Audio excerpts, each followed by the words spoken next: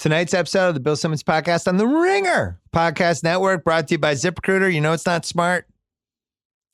Talking shit all summer if you're a 7'2" center on the Sixers. And then the best team in the East comes after you the whole game. You know what else is the smart job sites that overwhelm you with tons of the wrong resumes? Luckily, there's a smart way at ZipRecruiter.com/BS. They find people with the right skills for your job, actively invite them to apply.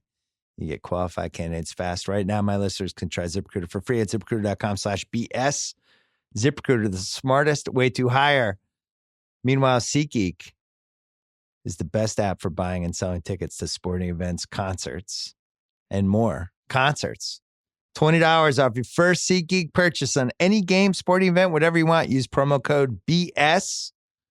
Download the SeatGeek app or go right to SeatGeek.com. Taping the first part of this on a Tuesday night. We just did the Ringer's NBA Preview Palooza. We did 12 hours of content. All of it is now available on our YouTube channel, on our Twitter channel, /feed, which is at Ringer NBA or at Ringer. You can check us out on Twitch. You can check us out some of the Instagram stuff. We did some great stuff. Culminating a live watch tonight, Celtics-Sixers. Van Lathan, who is not, you haven't been on this podcast yet, right? I have not. You have not been. It's my first time, man. Sweet. So he was in the live watch. We pulled him in. Joe House is here. Joe House has done an incredible amount of content today. I'm honored to be and here. You haven't really been fed, have you? No, I'm hungry. I'm figured you'd be hungry. We've been doing the evening. We did multiple things on the Ringer channel. Live. But we also taped something for your podcast. And you taped something else for your podcast. That's true. And now we're here after a 2.5 hour live watch. Yeah, he was talking about Popeye's chicken. You know how you know somebody's hungry when they see a commercial on TV and they go, "Damn!" Yeah. Well, because it was Popeyes also. I mean, that's you like Popeyes? Oh, I'm an enormous Popeyes fan. It's documented Popeyes fan. Loves the Popeyes. So coming up, we're going to talk about what we saw tonight and some other stuff. And then a little bit later, the Oscar winner, Damien Chazelle, came on with me and Sean Fennessey. An interview we taped yesterday. It was really interesting and really good. So that's all coming up, but first, Pearl Jam.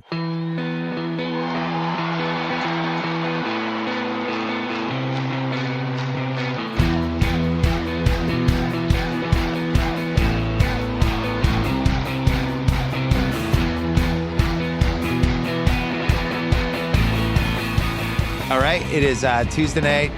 We're between games here. We're taping this at 7:42 at night, Pacific time. The Celtics beat the Sixers. The Warriors are getting their rings as we speak. Van Lathan is here. Joe House is here. Mm-hmm. He's hungry. Yeah. So all the Ringer people, we do that live watch, and they're all trying to start Celtics shit after. Right. There's no way, the chemistry and all that stuff. I will say they benched Kyrie. I mean, Kyrie was terrible tonight. Hopefully it was an aberration. They benched him the last 4 minutes. Jaylen Brown sits out in crunch time in favor of Gordon Hayward. Right. Rozier and Smart were fantastic. Mm-hmm. And yet, they're out of the game in the fourth quarter. It was the first time I was like, oh man, we actually have enough talent here that this actually could become a problem. What was your takeaway as a Laker fan who hates the Celtics? Well, first of all, I don't necessarily hate the Celtics. I hate the Lakers. I despise the Celtics with a seething white house. For me, I'm the only sort of positive I could take away from the game is that it's all going to blow up in you guys' faces. I know that the ship is sinking. We're polishing the brass on a Titanic. It's all going down. But seriously, all jokes aside, if I'm Kyrie Irving and I came to Boston to be the guy that closes out games because I didn't want to share the ball with the biggest basketball star, maybe in 3 or 4, whatever, that's got to sting a little bit that they don't need you to close games for them, that they have a guy who does it a little bit better than you. I think Tatum was getting any shot he wanted. Tatum was getting any shot he wanted to. He was scoring in the half court. He was scoring in ISOs. He was scoring in transition. He was doing whatever he wanted to do. And he was showing some dimensions that, maybe Kyrie doesn't have. No, come on. I'm not. When I say doesn't have, I mean like Kyrie Irving is a fantastic one-on-one ISO scorer. I'm looking at this situation and I'm going, maybe perhaps there's got to be a changing of the guard in Boston at some point this Maybe season. He shouldn't be the guy all the time. Oh, House loves this because I really love it. The stark difference between what I would say Tatum, Smart, Rozier, Brown. Yeah. What those guys look like they played in the conference finals 2 weeks ago. It looks like they took a 2-week break. Did. Yeah. Mm-hmm. And came in on firing on all cylinders. There was no shakiness to any of their games. Rozier especially looked incredibly confident. Smart's always going to look confident. Love that guy, man. Yeah. And watching him grow up in the playoffs in the second half of the season last year, you don't want to see him take a step backwards. You want to see that young guy keep getting the ball and keep getting his chance to shine, man.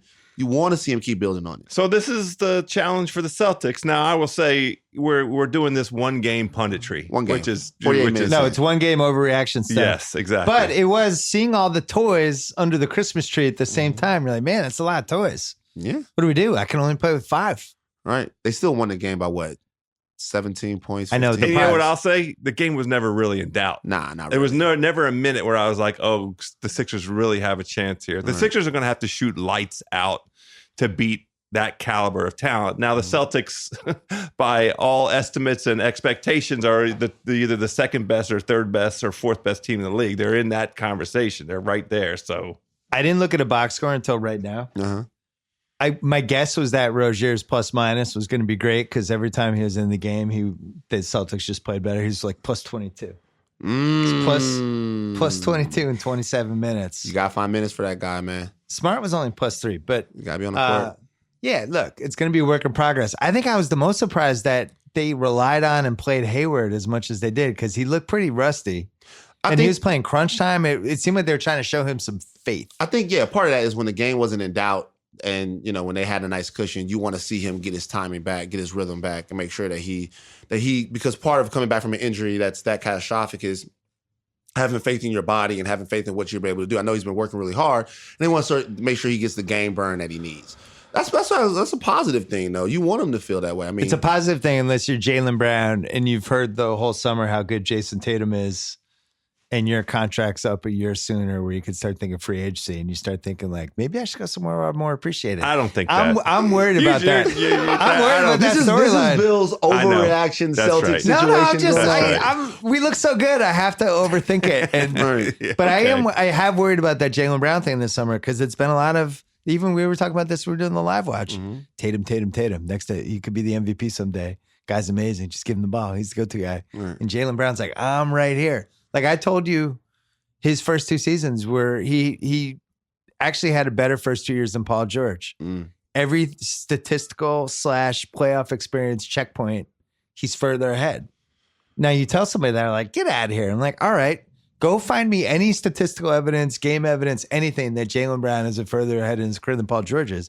But nobody would ever talk about that or make that case. But that also comes with an assumption that his ceiling is the same as what Paul George's is right now. Do you think that you can make that case? I absolutely think you could. Really? I do. I think athletically, because Paul George wasn't a scorer at all those first couple of years. I'm saying just ceiling. He could score though. He could a little, but I don't. I think what he's emerged into, I think would have been optimistic after 2 years. You'd be I think people thought of him more as like, oh, that guy's going to be a great defender and he'll be able to shoot threes, hopefully. He's just not, he's never going to be, he's not, the difference is size. He's never going to be as big as Paul George is. He's never going to be as tall as Paul George is. Well, he's like 6'8", though. He's 6'7", yeah. Yeah, but Paul George is like 6'8", 6'9". Yeah, 6'9". That's what I think. Right. I just look at Paul George as a rangy two-way player that has, like, Paul George is an elite NBA player. And I'm not saying that Jaylen Brown won't be that, but what I'm saying is, like, at this point, Tatum has obviously showed the ceiling's higher for him. There's no question. He's a different type of guy. Is the ceiling as high for Shaq's jacket right now, or no? Did you see Shaq's jacket tonight? He's been getting killed on the Twitter too. Well, Shaq's now becoming too heavy. I'm actually starting to worry about how heavy Shaq is. Say something. I was at Shaq's, big guys shouldn't be that heavy. I was at Shawnee's crib like 2 weeks ago. Yeah. And, talking to Sharif when he was talking about everything. Yeah. And so Shaq comes in. Did you ever see Avengers Infinity War? Yeah. You see like the Infinity Gauntlet? That's what Shaq's hand looks like. Shaq's hand looks out. I'm not like Shaq's hand. Shaq is so big. Like Shaq comes in there. He's like, Shaq is. It's a hilarious picture of me. I'm 6'4", standing next to Shaq and standing next to Sharif, looking like a tiny dwarf person. Shaq is gigantic. He's huge and only getting bigger, man. Yeah. You know what I mean? But a lot of it seems like it's muscle, though. I'm not even gonna lie. I remember I did a podcast with Dr. J once, and I shook his hand, and like my whole arm collapsed in his hand. His hand was like all the way from my fingers like to my elbow. I've never seen anything like it. I believe it. So was it nice to have basketball back tonight, House? I'm so excited. It's just the best thing in the world to see. We were stunned by the Ben Simmons. So House and I bet this triple-double thing. It was 12 and a half, which we're going to get. He didn't get it tonight because it was a blowout. Mm-hmm. But I don't remember what the MVP odds were. And as we're watching that game, we're like, man, that would have been a nice dark horse pick. The old Ben Simmons averaging a triple-double for a 55-win team. He had 15 rebounds tonight. You know, 15 rebounds. He had 15 you know rebounds. What was and stark, athletically looks just that's the highest level. What was a stark difference in caliber of play, and I don't want to hyperbolize too much, but there was a big difference between what I saw out of Ben Simmons and what I saw out of Joel Embiid. What do we attribute that to? Well, Van, make your point about Joel, because I thought it was a good one. The Celtics. Or was that Jason's point? Somebody made that point. Which point? I don't know. Oh, it was Shay. Shay made that point. When we do the reactions, when we ran at the end of the live watch. And he's like, everybody in the Celtics was going at Joel with like a real gusto. They had a purpose to make sure that he did not get off. And they took it personally. People don't like the antics of Joel Embiid. I tend to like him a little bit. Well, he's for what you do for a living. You need Joel Embiid. Yeah, he's gold. He's like he's a number one overall draft pick. Yeah, he's the number one overall. He's tweeting at Rihanna. Yeah. He's doing all kinds of things that we can carry off of the court. So I tend to like it. It's almost like he's the puppet and you're the puppeteer, and you're just telling him what to do. I like that type of stuff, but it's annoying. Obviously, if you're an NBA player, you got to be on the court with him, and this guy's talking all of this jack. So he's going to get that from people. I didn't like the way he behaved during the playoffs. And in general, I think we've entered this weird era of player empowerment / player people for the players, which I like. But now we're excusing bad behavior. What did you not like about what did he him? do in the playoffs? I just thought Embiid was a baby in the playoffs last year. How so? When you lose, go stick around, shake people's hands, and be a man about it. He he's bitching at Baines the whole time, and then he just stalked off right after. It's like, come on, you lost. Go shake some hands, dude. I didn't like when Isaiah did it 30 years ago when he stalked off when the 91 Bulls finally when LeBron beat him. did it, and they killed LeBron for it. Yeah, remember LeBron lost to the Celtics, left the court, in 2010. Didn't shake hands. Stick around, shake some hands, man. Right? Yeah. I get that. You know what I liked about tonight, about the NBA being back? What? Guilt-free sports watching. Because I'm so torn about the NFL. It's such a tough thing with the NFL, and I haven't been watching the NFL the whole year, and I'm a gigantic football fan. I love my Saints. I love them to death, but I haven't been able to watch the NFL because of everything that's been going on. And everybody else is watching it. I'm catching people telling me Patrick Mahomes is the mixture of Joe Montana, Aaron Rodgers, and Goku from Dragon Ball Z. like everybody's telling me all this stuff, and I haven't really been seeing it. And I feel like I'm missing such a huge portion of sports conversation to know that tomorrow I'm going to be able to talk about and enjoy everything. And that's dope to me. I've been missing that with the NFL. The NBA is kind of giving me, I'm back. It's like it feels great to be able to watch this and not feel any sort of political deal at all, man. That's interesting. Guilt-free. So it's so funny to me, House and I are basically the same age, how the NBA has shifted over the 45 years of my life, especially when we really loved it, late 70s, early 80s. And it was this league that was basically going out of business, and everyone's like, the players are on cocaine. And then it kind of flipped back during the Magic Bird Jordan. And then in the 90s, it started to flip the other way, culminating in the Spreewell thing. And it's like, these guys are out of control. And Iverson, all those dudes. And then it started to come back. And then the Artest melee happened. And then it hit that dip again. now it's like at a level I just never These dudes imagined. are choir boys, man. These These are nice guys for the most part. Obviously you still get some problems, but these are nice guys. They handle their business as well as anyone in any field that is in some sort of public eye, but also like they're just so famous and so popular. And like we were talking about Ben Simmons, like we knew all the people he was dating. Yeah. That was not the case in the early 80s. Like I think Spencer Haywood dated Amon, the supermodel. Like nobody even knew that. By the way, that's so funny that Great you bring pull that by up. him. So funny that you bring that up. I'm looking when David Bowie passed away, God rest his soul. When David Bowie passed away. He was married to Amon. Right. Yeah. And so I'm looking up Iman because I go on these weird Wikipedia runs where I'll look up David Bowie and then I'll look up Iman. And then I see that Iman has like an older kid that's not one of David Bowie's kids. And I'm like, oh, who is this person with? I'm like, wait, what? Yeah. I'm like, huh? Well, Spencer, hey, I never knew that. Like, I never knew that. That's one of those things that people never talk. I never heard that. Sure. I feel like my dad would have told me that, but he missed it. I think this is the first time I heard it. I think I knew they dated, but I don't think that I ever knew they had a kid together. Yeah, because if you took, I mean, one of the great, most fun questions ever is if you just put Wilt in a time machine and just stuck him into right now. Loving it. But Wilt was like taking out actresses left and right, and it was all on the down low. Nobody knew. He was so what was ahead of his going time. on. He would be incredible Wilt right now. moved out here and fucked everybody in LA for like 10 years. Every actress, literally ahead of his time. Notched it down. But he'd nowadays, be perfect for this era. TMZ, that would be. We would know everything. Wilt's with. Well, Wilt finally polished off his last Exactly. Kardashian. Exactly. Because think about what Tristan was. Think about Tristan, man. Tristan, God bless him, was just on the road in DC in a club. They caught this dude on surveillance camera video acting up. Rough. You 6'10", fam. You're not gonna get away with it. Well, here's the thing with Wilt. Wilt would be TMZ's best friend because he'd be like, "Oh, what time am I coming in here today to tell you about what I did last night?" Yeah. Like there wouldn't be a surveillance. Nobody would be saying, "Oh, I wonder what Wilt did." Wilt would say, "Oh, here's what I did. Here's who I was with." You guys could be like, "Well, can we put a camera in your house just We'll to be see?" down. And just in the doorway, that's it. He's like, "Sure." Yes. Just monitoring. So his you are ring, welcome. Watch Wilt's- people going forth. So when Wilt moved here, he bought this house in Bel Air on like the top of some mountain in the one of the Bel Air canyons, and like had this famous architect build this amazing house.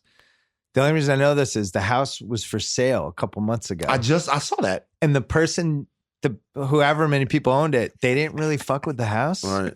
So it's still like kind of Wilt's house. Yeah. It's like, And it's just this 70s Brady Bunch bachelor pad that Right. was like, oh my God. and it's incredible. It's online if you want to go look it up, but just Wilt bringing ladies up. I mean, on it's the literally mountain. like that old Larry David episode. It's literally the house that Cum built. Right. I mean, Oh my God. Put a black light in it and you just go crazy, man. Even now, you know who really black light. The black light would turn white. It would be like, You know who really benefits from the NBA? This is a complete LA thing. You know who really benefits from like the NBA season starting? Guys at LA clubs. why is that? If you are at a LA club, right?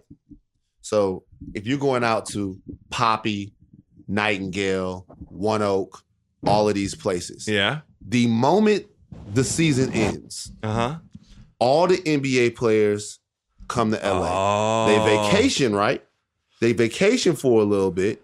They go wherever they go, ride banana boat together, whatever, and then they come to LA. And when they come to LA, they take the clubs over. Game over. Take them over. Yeah. You think that you're doing your thing.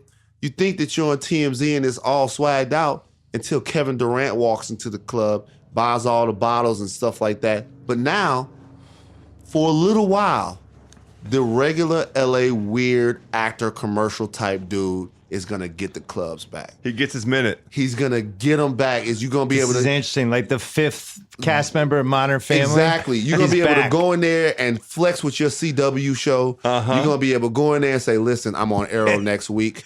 I'm on Black Lightning. Arrow. You know what I'm saying? You're going to be able to go in there. What about him on the Ringer Podcast Network? Yeah, what How about that I one? did a Ringer live watch last night. all of that? You're going to be able to do all of that. You know what I'm saying? For a while, till the spring and the summer comes again.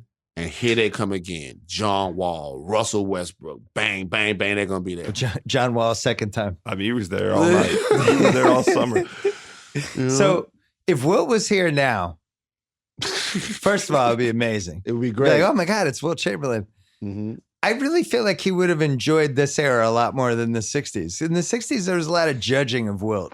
You think so? I mean, I wasn't like, was there? Well, he wrote when I did my basketball book, I tried to read every book that ever came out about basketball, either an autobiography or whatever. And one of the best, and I wrote about it in my book, one of the best ones was Wilt, Not Just Your Average 7-Foot Millionaire, I think it was called. And it was this really candid book about like his sex life, and it had stuff that I remember I read it when I was, I think, 14 the first time. And it was like I was on a plane and this stewardess was giving me the eye and we ended up reenacting the scene from Deep Throat. And with stuff like that, I was like, I'm serious. It's in there. Reenacting the scene from the vintage porn situation. Shout out to Linda Lovelace. It was like a performance worthy of the classic Deep Throat, but it was like, this was like 1974. Right. Well, nobody was talking like nobody this. Was like, so frowned like upon. You put him in now, I don't even know what he would be capable He's of. going for it. He's a now candid dude. The more sort of out there you are with that type of stuff, the more famous you are. This is why I was saying that he was ahead of his time. Not only the swagger that went with the sort of, he knew exactly what his status was, but he also, I think he could play in this NBA and be unbelievable. Yeah, he would have been good. Well, he's such a great athlete. Exactly. That's what I'm saying. I had a footnote in my book about wondering if Wilt was secretly gay. Really? Because it was just lifelong bachelor and had cats. That was the only evidence I had. But do you think maybe like the braggadocious nature and the bragging of like the 20,000 women was kind of like he doth protest too much? Yeah, it was a little bit like if you're inflating numbers. It was a good footnote. It made for a good conversation starter under, but there's too much evidence that he wasn't. Yeah, for some reason, you know what I mean. There's 20,000 to the contrary. Like for some reason, it was weird because like when I started to get a little older, I looked through my grandmother's like scrapbooks and she had pictures and stuff like that. I would see my grandmother in pictures with all of these guys. Never with Wilt Chamberlain. But once I learned about Wilt Chamberlain, I asked her about it. I'm like, yo, man, you are out there in LA doing it. Because I'm like, there's a lot of black actors, Calvin Lockhart, all of these guys, Harry Belafonte, she was like around him and stuff. And she was like, no, but everybody knew about him. So everybody knew about him. The legend. Imagine he comes in, he's 7'3". Like I was talking about the summer, DeAndre Ayton walked into the club, walked into Poppy maybe like a month ago or something like that. And people didn't really even know who he was, but he's so tall. So if Chamberlain, the most famous guy in LA, walks into a club at 7'3", he's coming out of there with everything, man. So it's horrible for basketball players, especially if you're 6'6" and over. You're standing out in every possible way. But even like that one time when we went out with Brady, or you weren't there for that time in the Super Bowl with Will and those guys. This was before Brady stopped going out. He's 6'5". We're talking about Tom Brady. Tom Brady. So we moved to Tom Brady. Well, no, just quickly.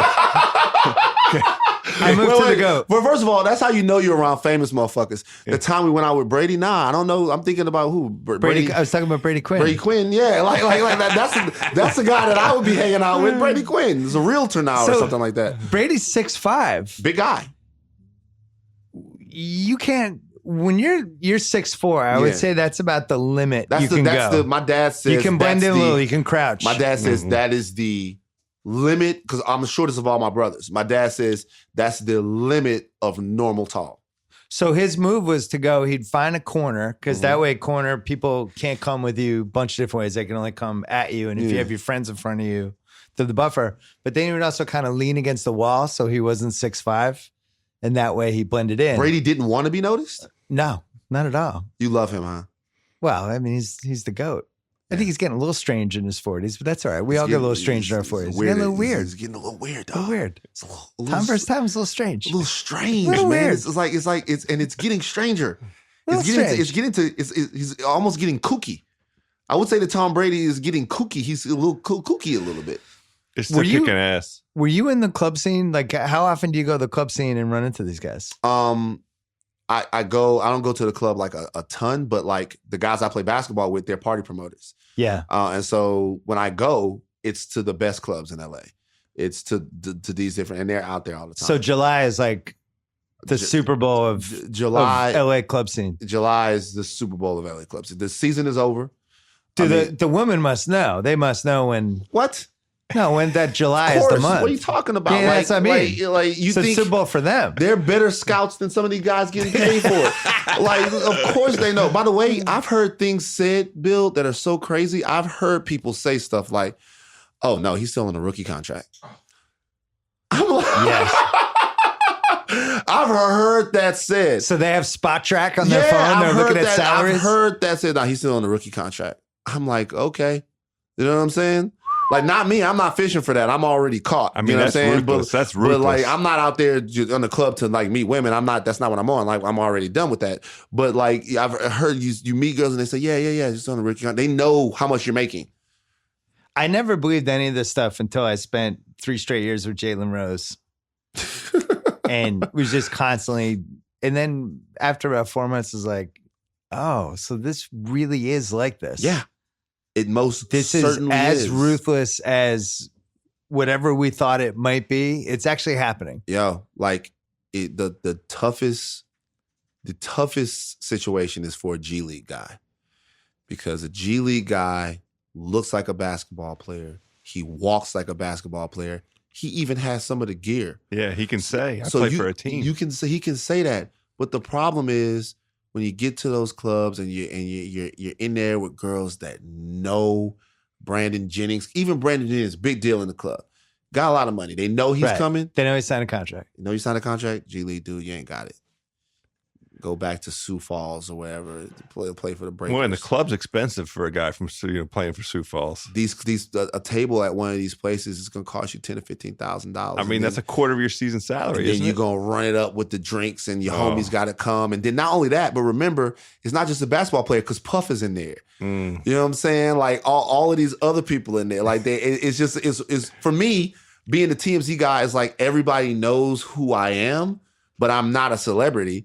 So it's funny watching them watch me, and it's funny just watching them. Do they think you're like the hall monitor? Sometimes, yeah.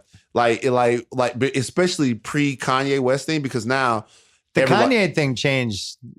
That removed your hall monitor status. Took it away. Yeah. Now, because I think people saw in that moment that like, yo, you can trust him. There was a connection made and stuff like that. So no one would expect me to kind of be that guy. But before, sure, I remember I'm not going to tell the name of the guys. Me and a friend of mine, he's an actor. We had gone to Sam's Hofbrau downtown, which is my Disneyland.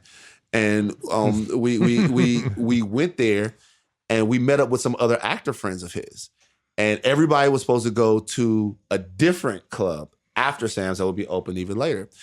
And I'm getting ready. I'm like, forget about it. I'm going to go ahead and go. Because we have to be up so early at TMZ that a lot of times I'll go to sleep, right? And I was like, nah, man, I'm just going to come. I'm just going to thug it out. And he goes, oh, you're coming? Okay, well, I'll see you guys tomorrow. And I was like, I looked at my homie and I was like, did he just say that in front of my face? And he goes, hey, that dude has 4 commercials. He can't risk it. And I'm like, all right, cool. I mean, I'm not going to snitch on him. I've never done that before in my life. And that's not how I look to break stories, but it was a thing for sure. I can understand that. Of course. I'm not, you think I'm going to cry? I'm like, all right, cool. I'm going to, more for me. Go tip somebody, put a girl through nursing school. I you know what I'm saying? I wasn't tripping. I understood it. House and I missed out on this whole club scene. When we were in our 20s, it was just you went to a bar and you had bottles of beer and it was dark and everybody had heavy clothes on.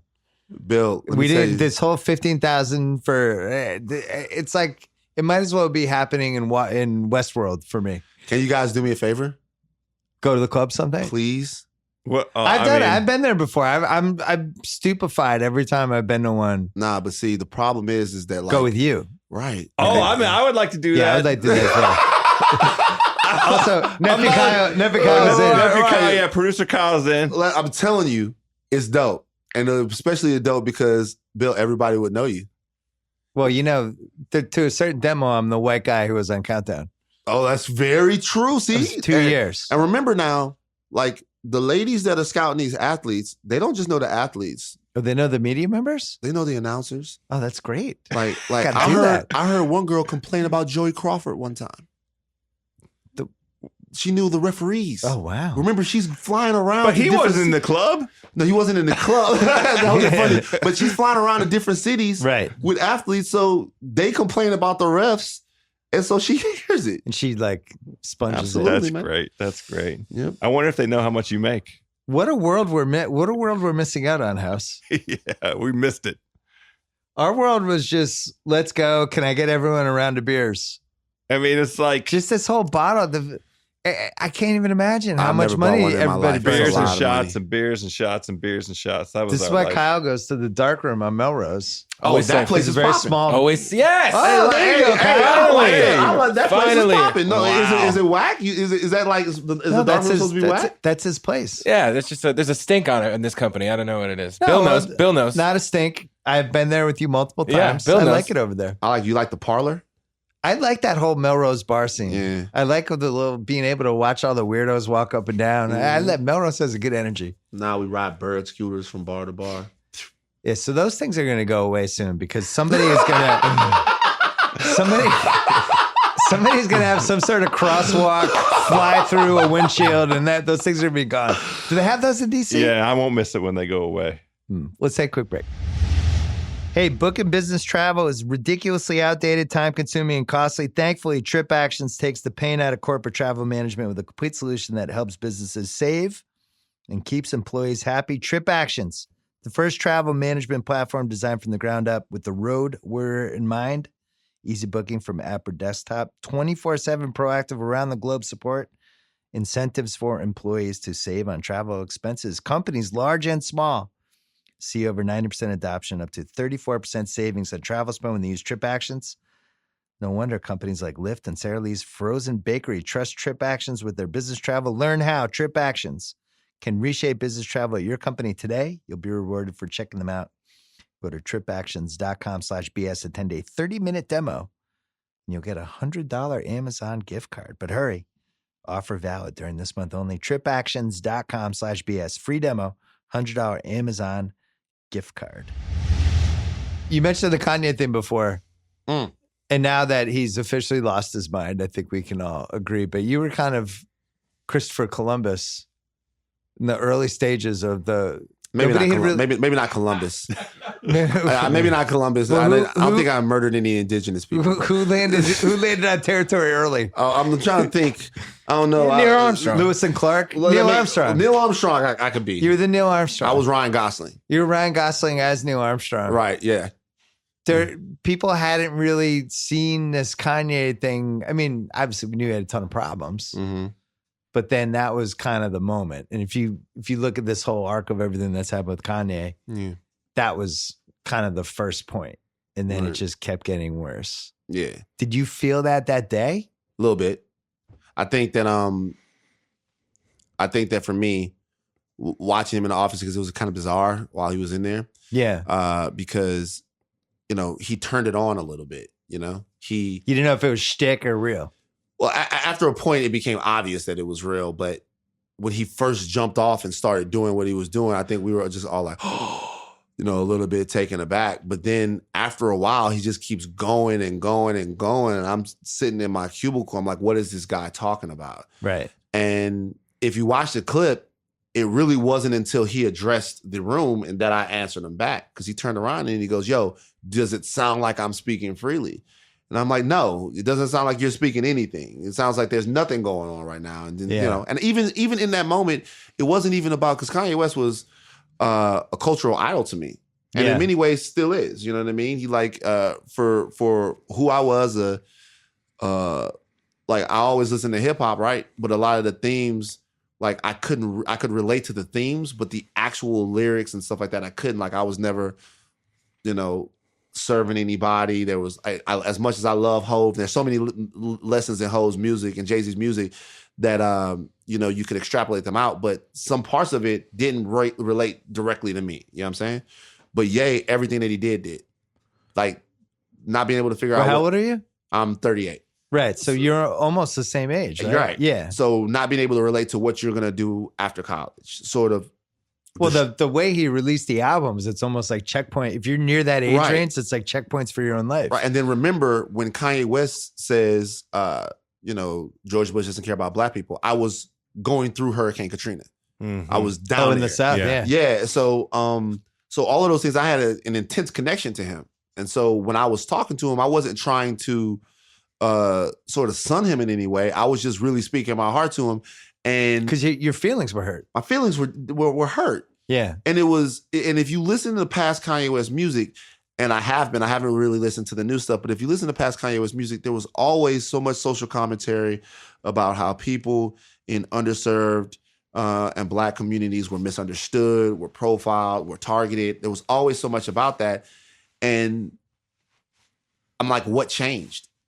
You know what I'm saying? What it's not even, you don't have to stay the same. Obviously, people change, their mindsets change, their perspective change as they get older, as their world gets bigger. But I want to know what exactly changed. Like what was the point to where you deviated off of that? And you seemed so far gone from that when I was talking to him. And now we know that it doesn't really seem like he has even a hold on who he is or a grasp of who he is right now. I mean, has there been a diagnosis yet? Has there been has there been reports of him?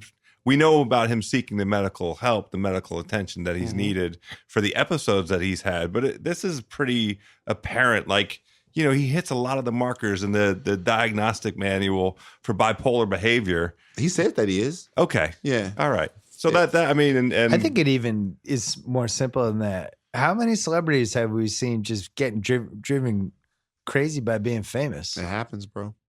I mean, this has happened over and over and over Some again. shake back, some don't. Like Britney Spears shaving her head that day at Yeah. the Britney the L'Hermitage pool, and Right. She was borrowing somebody's bathing suit, and Yeah. Michael Jackson. Like, how many times do we have to see this? Yeah. It's a tough one for me because Kanye was one of my favorites, but is somebody like in my family was really big. Like, it was somebody we always listened to driving to soccer games, and it was my daughter's fire up music and on all our playlists. And it's just like to have your kids go, is he ever coming back? Right. Is he just gone? Is he just a crazy person now? It's like, I don't know. I don't have an answer. We Usually shared as the parent, you have an answer. I don't have an answer for this one. I emailed him and he emailed me back. Yeah? Yeah. I emailed him because he apologized, right? He apologized for and here's the thing. Kanye West is a good person. He is. He's a good guy at heart. Like, even when I was talking to him, he was listening. You know what I mean? Like he when he came out, he went on the radio station in Chicago, and he was talking about how he made people feel, and he seemed to have genuine remorse at hurting some people. So I sent him an email. He emailed me back, and he explained every single question, because what I asked him is that I said, "Yo, you seem to be a good person," and the question then becomes. I went through my entire history with his music and his cultural influence, like I just did. And I says, how do you address good people who you disagree with as strongly as I disagree with you? And I said, I don't really even know that I agree with the substance of your apology, but how do I address this with you like a hero of mine? And he answered all the questions and then put me on some other emails, and we were going back and forth. And then he just went left again. Like, it just, whatever he believes politically is one thing, but this stuff is bizarre, man. And I'm not gonna pretend like this shit isn't it's bizarre. aberrant I behavior. want to be. Yeah. That's the thing. This is a person with a diagnosed mental illness, Right. and so he needs help. He needs professional help and a network that can help him, and not to indulge, some of the avenues that are self-defeating for him, like going to the White House. That's self-defeating. I don't know what the status of his.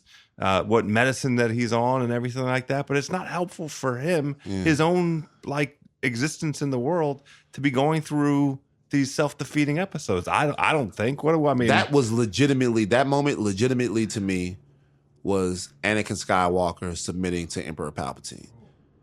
That moment was legitimately, the whole black community was Mace Windu.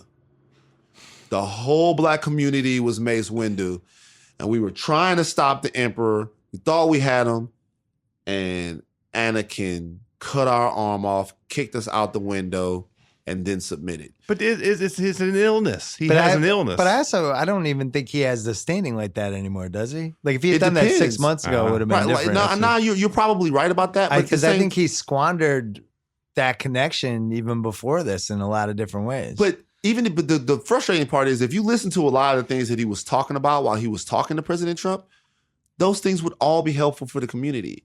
Like if you're talking about infrastructure, bringing factories back to places like Chicago, Compton, South Baton Rouge, Gary, Indiana, where you can bring jobs back to people where they can sustain these lifestyles and provide for their family and all of that. That's all great stuff. And then at the end on it, you just fucking shit on it. You shit on it by surrendering and kowtowing and saying to Trump, like, you're like my dad and stuff like that. And it's like, once again, I'm sure there are a lot of people listening to this that love Donald Trump. I don't want to get into a political thing, but Kanye West is like, it, for me, it's just insanely disappointing. It's one of the, culturally, it's one of the major disappointments of my life. Yeah. Well, going back to like the celebrity part of it and fame kind of breaking somebody's brain almost a little bit. You think about like how tough his life was and a lot of what he sang about in his music. And he always would mention the car accident and, but also even how he got his first album and how hard those extra 2 years, like he's going around and, it was just such a great story. For sure. Right up until a couple years ago. But you go all the way to like 2013, 14. It's really one of the great 12-year stories of any artist. Like this guy who repeatedly did the music that he wanted to do, Right. that actually put real thought into how he put it out. Each album had a theme. Right. The way he dealt with fame was he was candid about it and he would get angry about it, but it was never like off the rails. Right. And then something shifted. And, I don't know whether it was getting involved with the Kardashians. I'm not talking about like the curse of the Kardashians, but just like going into that family and how that fame becomes a machine, which was never what he was really about. It was. And I don't know if that like messed with his brain. Like all of a sudden now he's this pawn in this reality show game. And he's, I don't know. It just seemed like he lost his way. And I think he knew it. And I think that was part of it. So Kanye West, you guys heard the song All of the Lights? Yeah. So you heard that song. That song by itself, I think he said took 7 or 8 months to make. So one song, maybe the finest achievement maybe in hip hop, like a fantastic song. That one song took 7 or 8 months to make. I say that to say that the story of Kanye West prior to this last 2 or 3 years that you're talking about was of someone supremely dedicated to artistry. Yeah. Kanye's life was about the art, whatever it was. If it took 6 or 8 months to get a song right, that's how long it took. You know what I mean? If it took this amount of time to get your shoes right, that's what it took. But I think that was my single favorite thing about him. Loved it. If you listen to it, if you after the album he wants a different sound, bring in John Bryan to do the work on it with him. Like bring in all of these people, collaboration, artistry, purity, and it seems like a 180 from that now. It seems like shticks. It seems like publicity stunts. It seems like we're talking about everything other than the music. Well, it started, I remember when he started talking about how fashion was the most That was the important thing beginning to of it, yeah. Well, it was like 2 years ago. Yeah. And he was like, I care more about this now. And it's like, what are you talking about? You're one of the most talented people who's done music the last 25 years. It's like, how can this be more important than that? Yep. He was bringing up all of these names in fashion that we didn't know.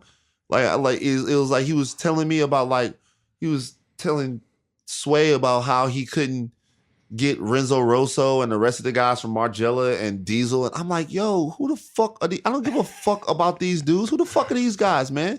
Well, I mean, House and I, our generation, Cobain was the most talented guy in that whole generation.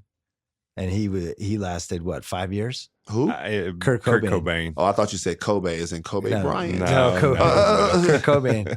By the way, I listened to Nirvana.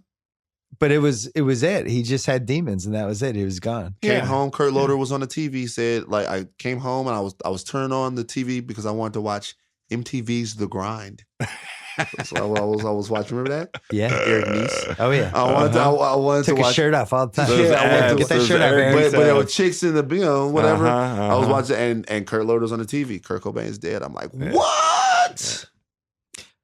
Not a shock though. Well, I mean, That was the thing. It was like not the most shocking news of I was shocked 1993 or at 1994. 13, 14. I was. Yeah. for sure. It was Yeah. just like he was headed the wrong way, and you could see it. He was battling addiction from well in advance Oh, my God. of any sort of success, the commercial success. and it's with the really music. destructive relationship. Did you guys know that that came though? in- Did you guys know? Yeah, we knew. See, I didn't know, like, because you guys, I guess, are around my big brother's age. Like, I guess I didn't know nothing about heroin. And as far as his relationship with Courtney Love, I just see him at the MTV Awards. There was what was that? There was a crazy interview with him and Courtney Love that was the red flag interview. I can't Yeah, remember you're what right. I magazine don't remember was it in, but either. just like just a ton of crazy quotes but the lyrics of the songs, like, Mhm. you know, when somebody's putting out a song called "Rape Me," like it's obviously they're not Right, 100, right. they're I not got batting you. 1,000 Yeah, in life yeah. at that point.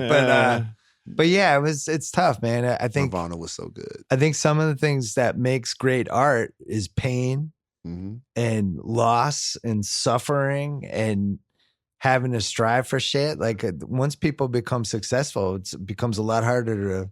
It's like the Eddie Murphy syndrome. To kind of dig You're in into Bobo it. Hill. You're making $30 million a movie. It's tough to get a feel for the people. Yep. You Very know, Kanye is like going in the Kardashians. Like, but now are you going to write songs? What are you going to write songs about? You're super rich. You're crazy successful, Mhm. and you're married to somebody who's richer than you are. Yeah. So what's your art? What's your struggle?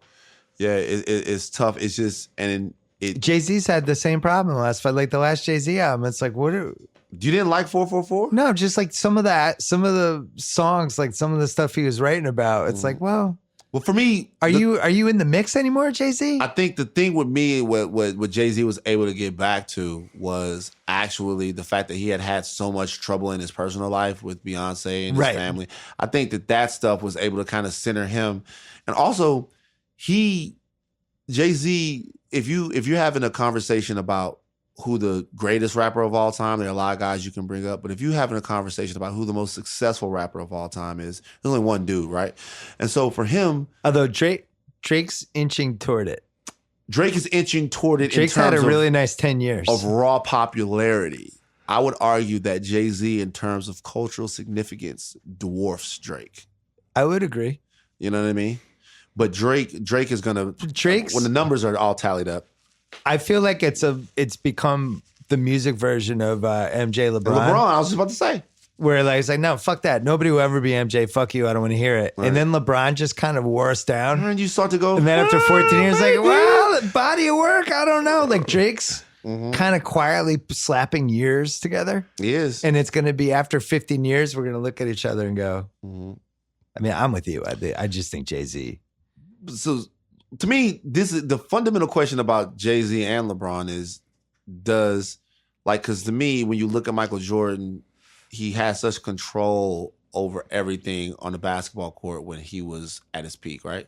When he was at his peak, you just had zero doubt that Michael Jordan and the Bulls were going to find a way to do it. Right. You just don't have that with LeBron James. You don't. And you House Snyder leading the MJ. I'll take it to my grave. Yeah. like you don't, I mean, I love LeBron James. Right, Love me him. too. You just don't have that with LeBron James. And by the way, like the same questions kind of like exist with Drake. Drake is a fantastic talent, but the reality is that Drake does not have one seminal body of work in terms of a hip hop album. So like he doesn't have one. Everybody else that we're talking about in hip hop, right? The guys that are on the Mount Rushmore and then the next four and stuff like, they all have one piece of rap that the generation cannot live without. They have one album that you have to have heard, right? Wu-Tang has that album. Outkast has that album. Hove has it. Most guys have it a couple of times. You know what I'm saying? Mm-hmm. Drake doesn't have that. And as many fantastic moments as he has and as many numbers as he has, what's the Drake album that where you have to be like, yo, did you ever hear this? This changed everything. I was talking to a friend of mine about, because I saw Drake. It was the first time I saw him with nephew Kyle, actually, and my son on Friday. I was so impressed by what a charismatic performer he was, because it's He's basically fantastic. He's a like, it's this fantastic giant talent. stage and it's just him. Yeah. Uh-huh. And I was thinking, like, how many people, like, just in history could, in the Staples Center, make a stage that's basically the size of a basketball court, but there's no band. Mhm. and rock he's that just whole out thing there on your own. and have the charisma to carry it. Right. So I was like, that was the one thing I was surprised by. I was surprised Drake was that great. And my friend said, yeah, but Kanye did the same thing and his songs actually meant something. Yeah. And he could carry the stage the same way, but when he sang shit, there was meaning behind it. Drake's more like, it's a party, it wasn't, but it's like there's no kind of meat. Drake is fantastically He's talented. fantastic. Yeah, but like, he was right. There was no meat to the songs. It was Yeah. like, he's getting let me get the left side. Now I'm going to get the right side. Right. And it's like a party and he's Right. the host. Mhm. But Ye has songs that have made me like question my spirituality. He's had songs that made me look into sort of just all different type of aspects of myself. Like it's music that represents a specific moment in time. And that's kind of what Drake is doing. But by the way, here's the deal though. It doesn't matter. It don't matter. The game is different now. Like a lot of people, he even said it when he was talking to LeBron, a lot of people are holding on to what he thinks is an antiquated version of what matters in hip hop. He's just racking up numbers. At the end of the day, when LeBron James like retires and he owns all the records, there are going to be generations of people that look at him and go, how could this guy have not been the greatest? Well, and it's also a basketball player of all time? generational thing because I noticed it with the Ringer staff.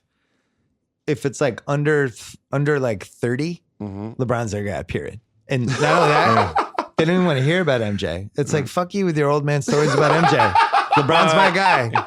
And for our generation, it's like, fuck you with LeBron stuff. Like MJ's the guy. Yeah. But it's really funny how there's a generational divide. Can you feel that in like, you're in Washington, D.C., so you're like no man's land for LeBron has no real, but LeBron has no real relationship with the Wiz. MJ passed through for 2 years, but it's not like people, whatever. But can you feel that with the under 30, over 30?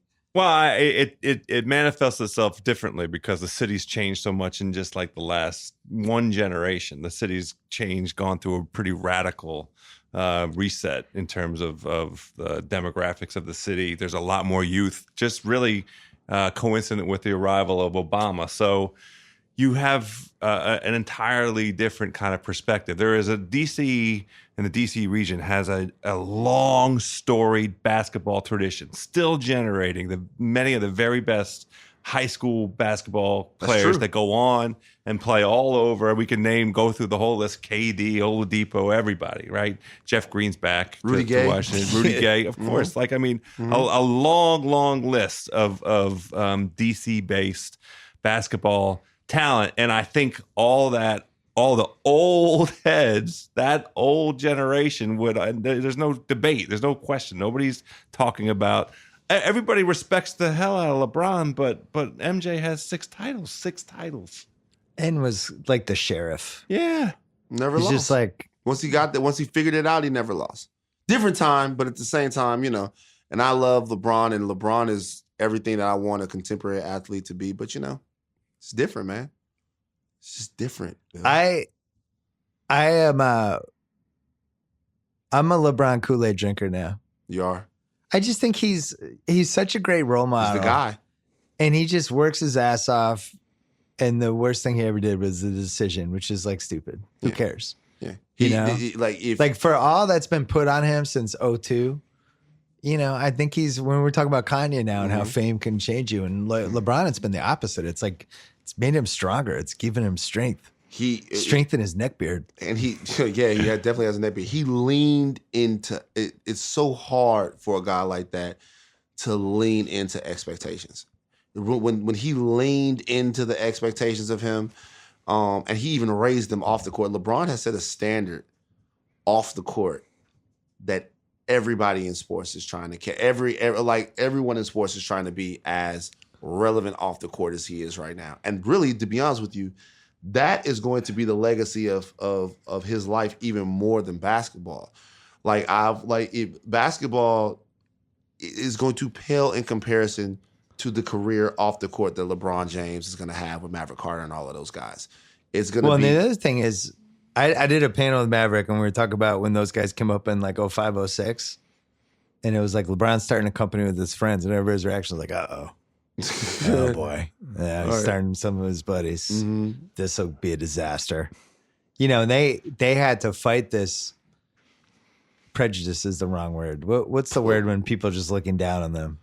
I mean, dismissiveness. Dismissiveness. Condescension. Condescension. But Like, I mean, just like- you like- guys are you're bringing your buddy Maverick into you're a meeting. posse. You bringing your posse around? Yeah, That's the Phil Jackson. The famous Phil Jackson. Right. His posse. Look, they're not throwing a no hitter, but I think they've made some strides, and now we're in this world where every famous player is going to have their own content company, which I think is going to be hilarious. I think it will be too. There's going to be some good bad content companies. I just want to let coming y'all our know way. they don't drink Merlot in the barbershop.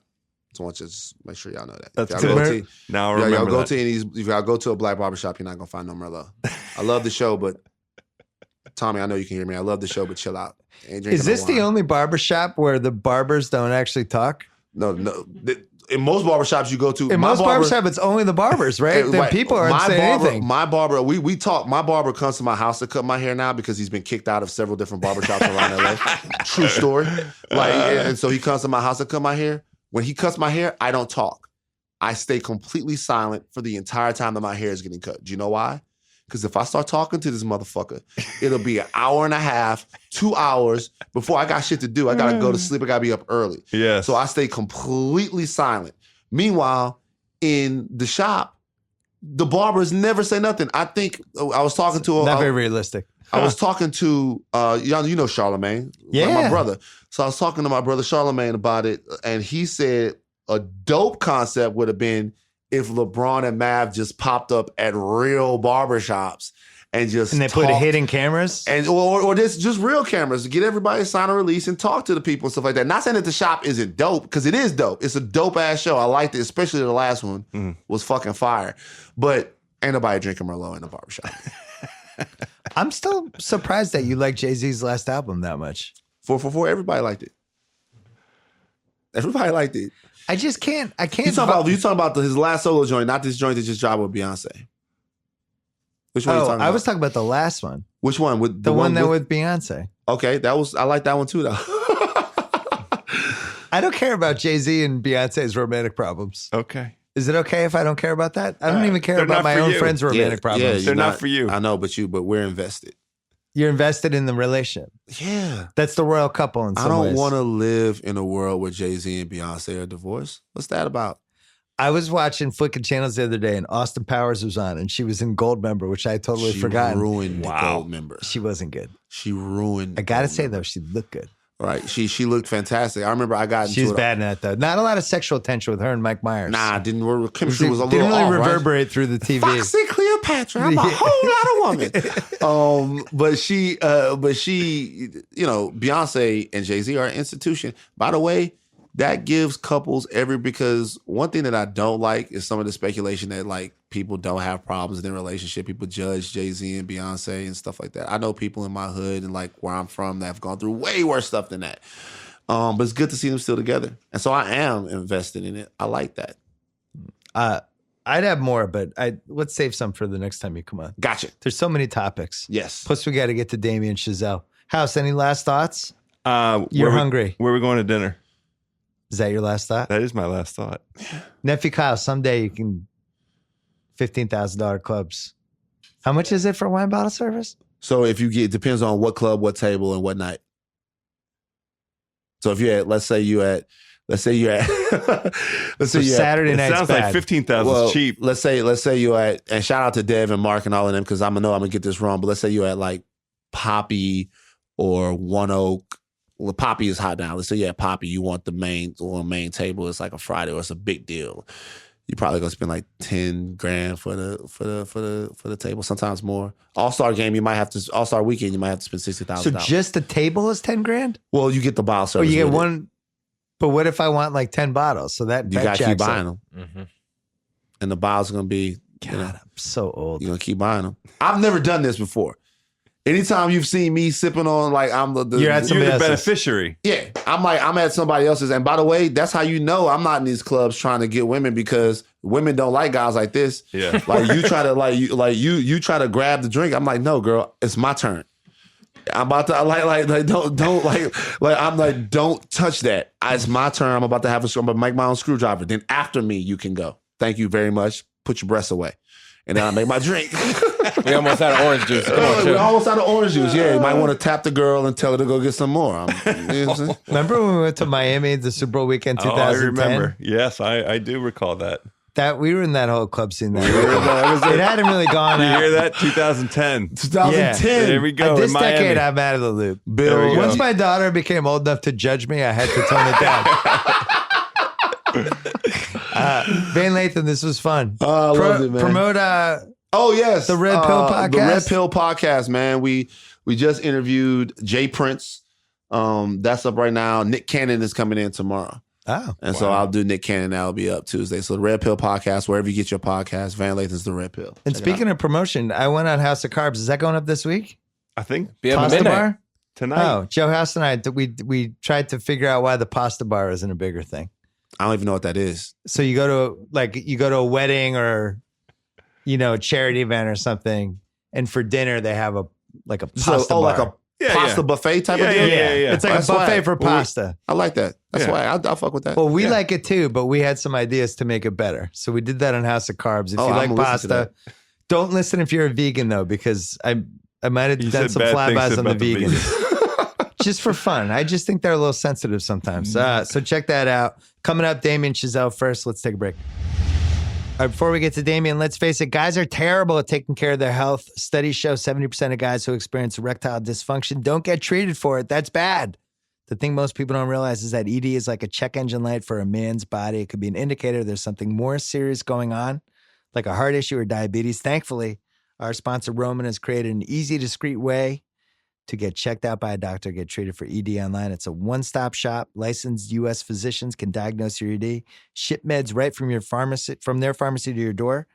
You don't have to wait in waiting rooms, deal with any awkward face-to-face conversations, make any uncomfortable trips to the pharmacy. Just visit GetRoman.com/Bill. Fill out a brief questionnaire, chat with the doctor, get real FDA-approved medication. If recommended by your doctor, it's all prescribed online, delivered straight to your door in discreet, unmarked packaging. Guys, go talk to the doctor. Erectile dysfunction, a problem guys don't tackle, but it's really important. And now with Roman, it's really easy to take care of it for a free online visit. Just go to GetRoman.com/Bill. All right, Damien Chazelle is here. Sean Fennessey is here, editor-in-chief of The Ringer. Do a little three-man podcast. First Man came out this weekend. It's been out for 3 days. This is I guess it's your third major movie that's come out. What's that experience like the first weekend? Do you sleep? Are you just checking constantly from people involved in the movie how it's tracking? Are you one of those people, or you just kind of send it out? I think I always intend to just send it out and kind of close the blinds and go on to the next thing, but I'm never really able to. I just sort of wind up immersed in the nitty gritty, which maybe it's a side of myself I should embrace and not try to fight it. But for whatever reason, I stay neurotic and OCD and involved the whole way through. I'm kind of in it from the beginning till the end. What were you most worried about when you released this? Like the length of the movie, or would people come out to see it, or like what when you're thinking your neuroses, what's like popping out on like Thursday night right before the movie comes out? It's usually a whole host of things. I mean, I think with this movie, we were definitely conscious of the fact that it's, it doesn't sort of engage in a lot of the, maybe more sort of expected historical epic tropes. Yeah.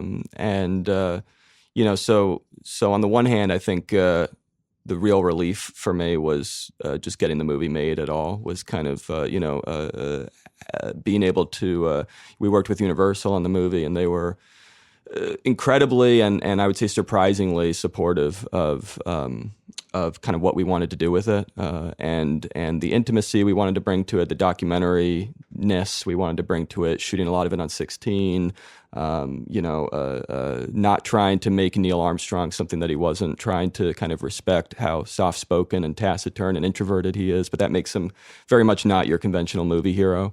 Yeah. So all the things that kind of interested me, they were on board with. So I think I went in first into the movie with a lot of trepidation of just being able to make the movie I wanted to make, and so definitely once we got to the finish line, I was relieved that the movie up on the screen was the movie that I'd kind of dreamed of and envisioned. Yeah. It's not always the case. But then, very quickly. I mean, we finished right before, like 3 days before we premiered at Venice. So it was kind of right away. You switch your mind from the stress of making it to then the stress of putting it out into the world. And I'm just the type of person that gets stressed at every single screening, every festival, Right. So in a way, like the theatrical release is kind of just one of many stressful milestones for this movie or any given movie. So Are you in the theater, or are you one of those people that walks around the town as it's being screened? No, I'm not. I was going to say I'm not that crazy, but then again, that's not. I wouldn't call that crazy. It's just different levels of OCD-ness. What would be your move if you released a movie, Sean? What would be my movie? Would you stay in the theater, or would you be one of those like you just leave and go outside and just wait for people to come out? I think I would probably lock myself in my house, just constantly. I think updating that's what I would Twitter. do, too. I'd be going crazy. I don't think that would be good for me. Because when the people come out of the screening, you must just be trying to read their faces and overinterpret every reaction. I know that I would do that, so I try to not be anywhere physically close to where the people would come out of the screen. Yeah.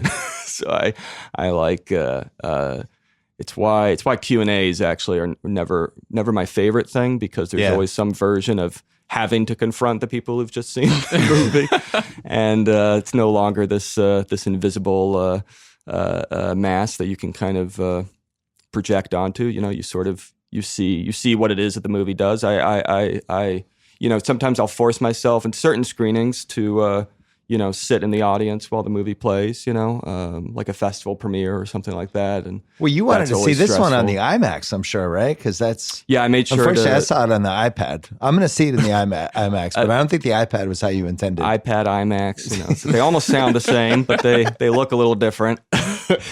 I did get to see it on. Certainly when we were finishing it, we were finishing it on IMAX, But then, that was one of the few screenings I kind of forced myself to sit through, was when we first screened on IMAX at Toronto. I never handle screenings particularly well. I'm just usually kind of a sweaty mess with my hands sort of dripping during most of it. So. Sean saw it on the IMAX. I did. That seems like the right way to see it. That's my guess. Yeah. I mean, I not that there's a wrong way.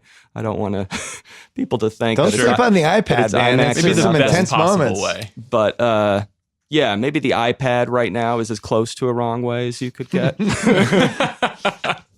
iPhone's probably number one worst. iPads. Yeah, too. at least you're one removed from that. It's good. Yeah. On the list of eyes, you're number 2 from the bottom. Could you feel it when, especially that first scene, you're trying to capture, this is crazy that we're sending these dudes into space in basically tin cans. Could you feel that in the big ass theater? Yeah, it rumbles like crazy. The sound is unbelievable. I mean, how did you go about making that feel as close to the real thing as possible?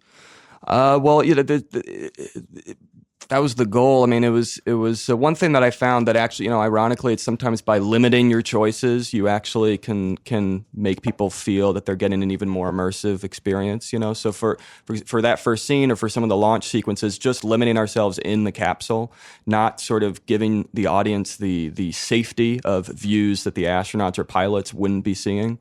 I think that it's a simple choice, but I do think it just helps connect on a visceral level the audience to the person in the cockpit. So suddenly you see everything they see, you hear everything they hear, you interpret everything as though you are in that cockpit. And so then from there, it's about using the sound to kind of complete the three-dimensional picture. Because the camera is limited in what it's seeing or not seeing, the sound then can almost be even more heightened. It can be even more intense, more, sort of oscillating between exactly what the pilot would actually hear, just, pure authentic machine sounds relative to that craft, and,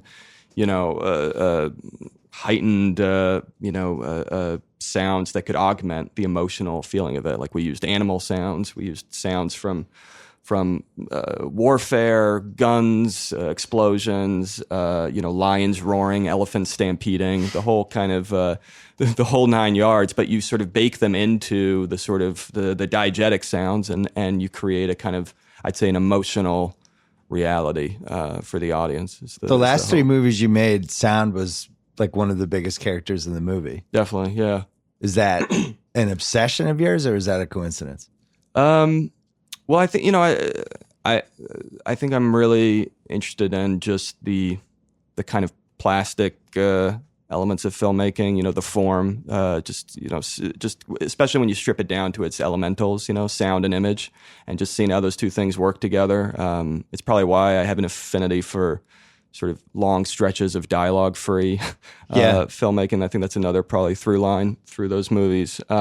Just that sort of idea of pure cinema, where you can set up a situation where an audience doesn't need dialogue and they can just sort of be immersed in the primal ingredients of movies, the ingredients that have been sort of enthralling audiences since the birth of cinema. That's why Rocky IV is such a classic. That's 10-minute sequences with no dialogue. That's exactly it. Sly knew what he was giving the audience.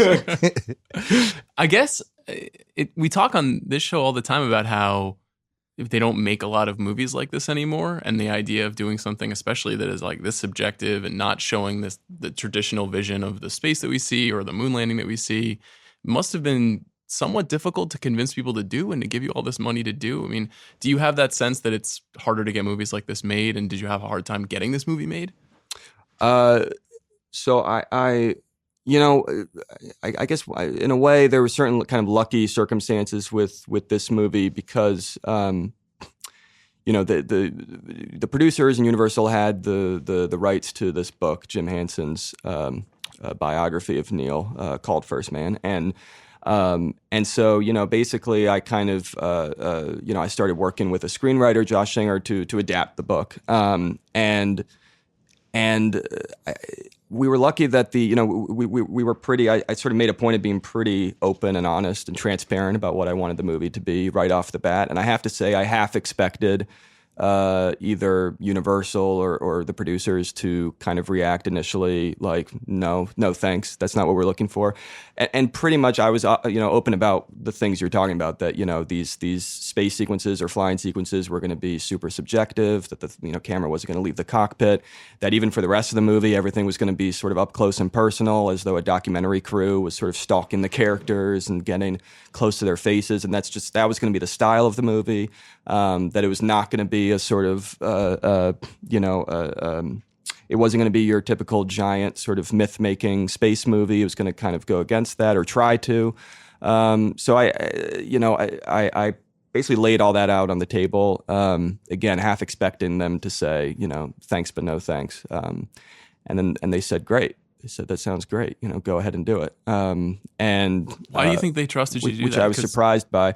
Well, I think in retrospect, actually, they were, and I think this is one of the reasons why the rights to this book had kind of been, there was a period of time where they had the rights to this book, and you know, it was sort of languishing, that it wasn't really going anywhere, and I think it was partly just because they didn't want to do the traditional biopic, you know. So I think there was actually this appetite to, you know, okay, if we're going to do this, we have to find some way to do it differently. And well, there's also the shadow of Apollo 13, right? And like and the right stuff and all. Yeah. It's like if you're going to make the same type of movie we've seen when people go into space and there's the wide shot of everybody in the control center celebrating. And I've already seen that movie. Exactly. So I think, but you know, a lot of times studios want to just see the movie they've already seen. And so I had a lucky situation with the folks at Universal that they were actually very much on board with doing something different. And you know, that said, you know, it's still a process of, you know, where you have to just then, you know, once you're all on the same page intellectually, then you got to figure out logistically how you do it, you know, and this one was tough, you know, because of the way we wanted to do it. This wasn't going to be a, you know, giant budgeted movie for what it was, and we weren't going to have a ton of days to shoot it, you know, so we had to shoot it in less than 60 days, and we had to find a way to kind of marry the sort of quotidian life, the home life of the movie with the space sequences, find a way to do the space sequences practically. I wanted to do those in camera, which is its own kind of, can be its own sort of knee breaking kind of ordeal. But again, I think you get a lot out of it as a result. Yeah. So we wanted to shoot a lot of the movie on 16, but you've got to be careful. Especially we knew we were doing an IMAX blow up. Going from 16 millimeter to IMAX is it's not generally done because 16 is a very tiny gauge and tiny format, and IMAX is very huge. But we liked that idea of setting up kind of a Wizard of Oz moment on the moon, where you could go from the smallest film format there is to the biggest. Well, I guess we could have done Super 8 if we were really ballsy. We would have done Super 8 to IMAX, but instead we did Super 16 to IMAX. But anyway, you're trying to kind of wed ourselves to certain things like that we knew would be either difficult to execute or difficult to sell. But at least with the sort of overall support of everyone, the studio, the crew, myself, everyone being in agreement that, okay, even if we fall on our face, at least we got to try to do something different here, because as you say, otherwise there's no point. What would you say was the hardest part? Was there a moment when you were like, oh shit, why did I do it this way? Like I can't pull this off. The first day we tried to do kind of our space sequences. I mean, the first scene of the movie, this X-15 flight, was our first day of kind of set pieces. Like we had done all the on the ground, quote unquote normal stuff. We broke for a hiatus during the winter break. Came back, started working on sound stages, and that first day. And we had kind of spent a lot of time in prep figuring out how we were going to do this. And, we had a full-scale replica of the airplane built on a sound stage, and it was on a gimbal so it could move back and forth. And in front of it was a big LED screen, which was projecting all the stuff that basically Neil and the audience sees out the window. So it was all set up. We had looked at what the LED imagery was going to be. We had looked at the craft. We'd figured out our angles. It had all been storyboarded. And I show up, and after, we had just done a month or so of shooting where we were banging out multiple scenes a day. It was really quick. And suddenly we show up and a whole day passed without pulling off a single shot. And that had never happened to me before, where we were supposed to shoot a third of the scene that day, and we never rolled camera because we could never even get into a place where we could roll camera because everything would break down. Like as soon as the craft would start to work, then suddenly, the screen wouldn't work the way we needed it to, or the angle would be off and you'd see off the set, or, the gimbal would start malfunctioning, or these spacesuits. I had always taken for granted how difficult spacesuits are. Like I realize now why movies tend to these days just digitally create the visor. It's because once you put a visor on, once you fully enclose someone in a helmet, then you got to figure out, they have to breathe. So you got to get, oxygen tubes in there. They have to not overheat. You got to get cooling tubes in there. But then when the oxygen is hissing, how are you going to hear their audio? So you have to have the oxygen and the audio in this really tricky balance that changes every time they move. It takes them half an hour to even get in and out of the craft. So Ryan just wound up sitting in that craft a lot between takes because it was too much of a hassle to get in and out. The whole thing was just hair pulling. And eventually the next day we finally popped a few shots off, and that felt like a victory. And, and we hit our groove, but we were starting off at such a deficit in a way. I mean, that was the hardest. That was the moment where definitely it felt like, oh, maybe we should have done this with, the digital visor and green screen and just half the buck, and we just fix it in post. And Gosling stink-eyeing you through his little visor. Why'd you do this to me? I will always be thankful to him that because he had many instances where he could have done that, and he was gung-ho the entire time.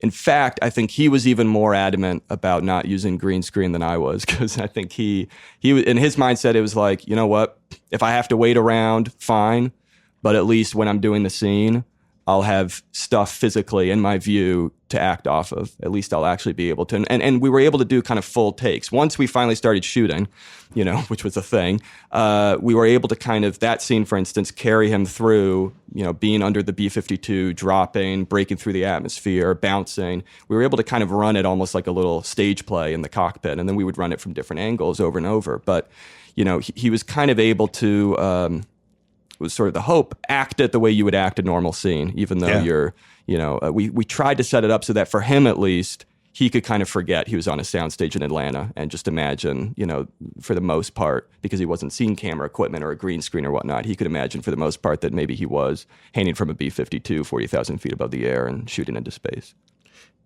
I mean, it's kind of an amazing testament to space travel. The fact that it was so hard just to recreate space travel for a film, like it's just unbelievable. That was my biggest takeaway from the movie. Like, I guess I had never really thought about how ridiculous it was that we even tried to do this in the 60s. Yeah. And I hadn't either before I started. Just like how random it was. Like, easily every one of these could have just gone terribly. Absolutely. It's a miracle that they didn't. I mean, it's truly it's the strange kind of event or part of our history where the more I learned about it, the more details I got about it, the more incredulous I became.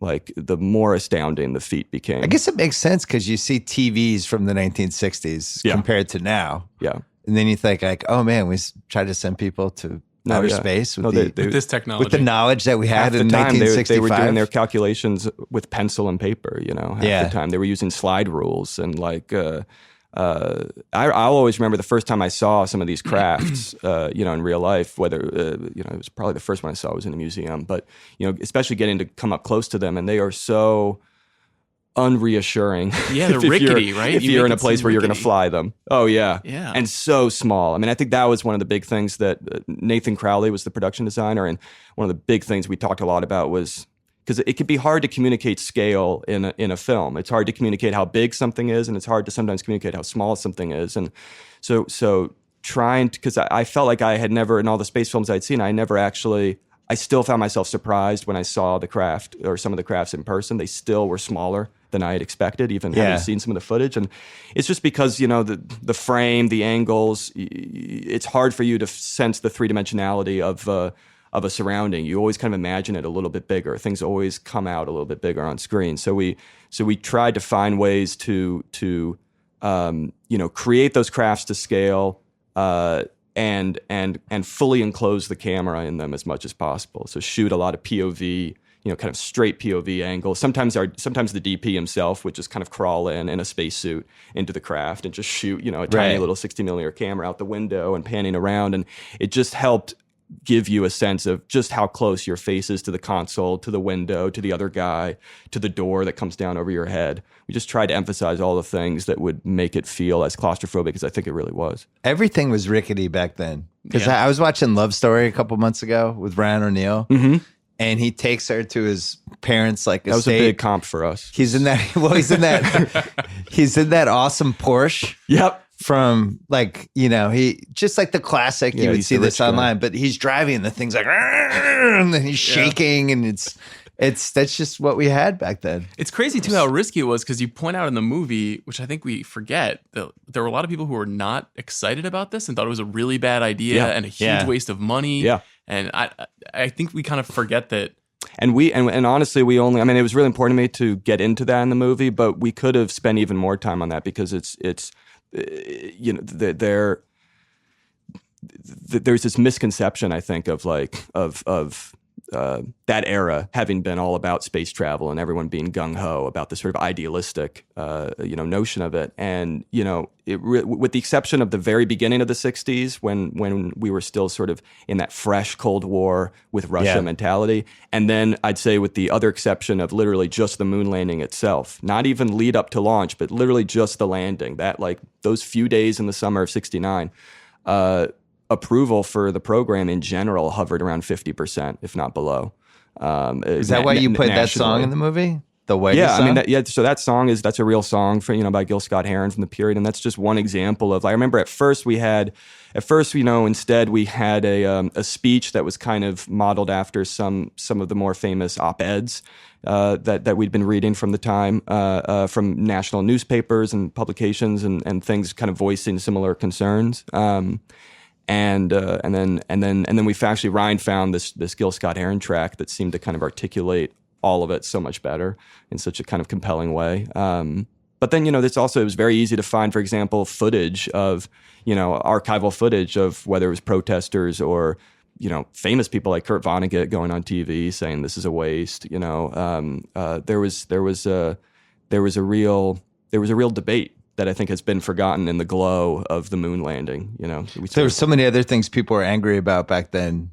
That late 60s was rough in general. This was in there, but I mean, man, there was so much going on. Which makes it even more ironic, I think, in a way, that and poignant maybe, that, that event that sort of fleeting moment of hope and unity that we think of as the moon landing happened in the midst of everything else. And when you think of 68 and 69, you think of assassinations, you think of the Vietnam War, you think of riots in the cities. 69, it's Altamont, Manson, the same week that Me being that born. they walk on the moon is Chappaquiddick. oh my God, even worse. Another tragedy. I was about to say Chappaquiddick, but you trumped me with your birth. Two iconic moments in New England Really history. was. Your birth and Chappaquiddick. I like to think the moon landing and me being born were the only two things that saved 1969. Wait, so were you born in that month? Or? I was September, yeah. September, I was September like 69? right, yeah. Wow. I think I was right after. What was the exact date? It was July 20th. Yeah. So you would have been you would have been born right when they were probably doing kind of their world tour.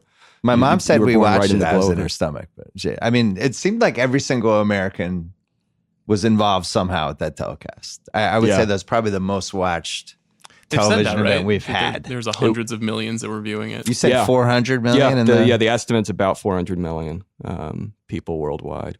I'm trying to think of one thing that could give us 400 million people watching at the same time right now. Is there anything? 50-year-old Tom Brady winning the Super Bowl? I really hope not. No? Maybe this interview. I don't Yeah, know. possibly. I'm hopeful. It's going so well. Look, let's not sell ourselves short. Yeah, you know? it could happen.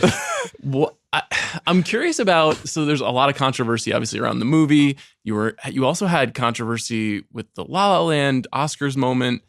I'm wondering. I don't care about the controversy, honestly, but I am interested in what it's like to be thrust into a controversy like this. Uh-huh. You seem like a very nice person trying to make good movies.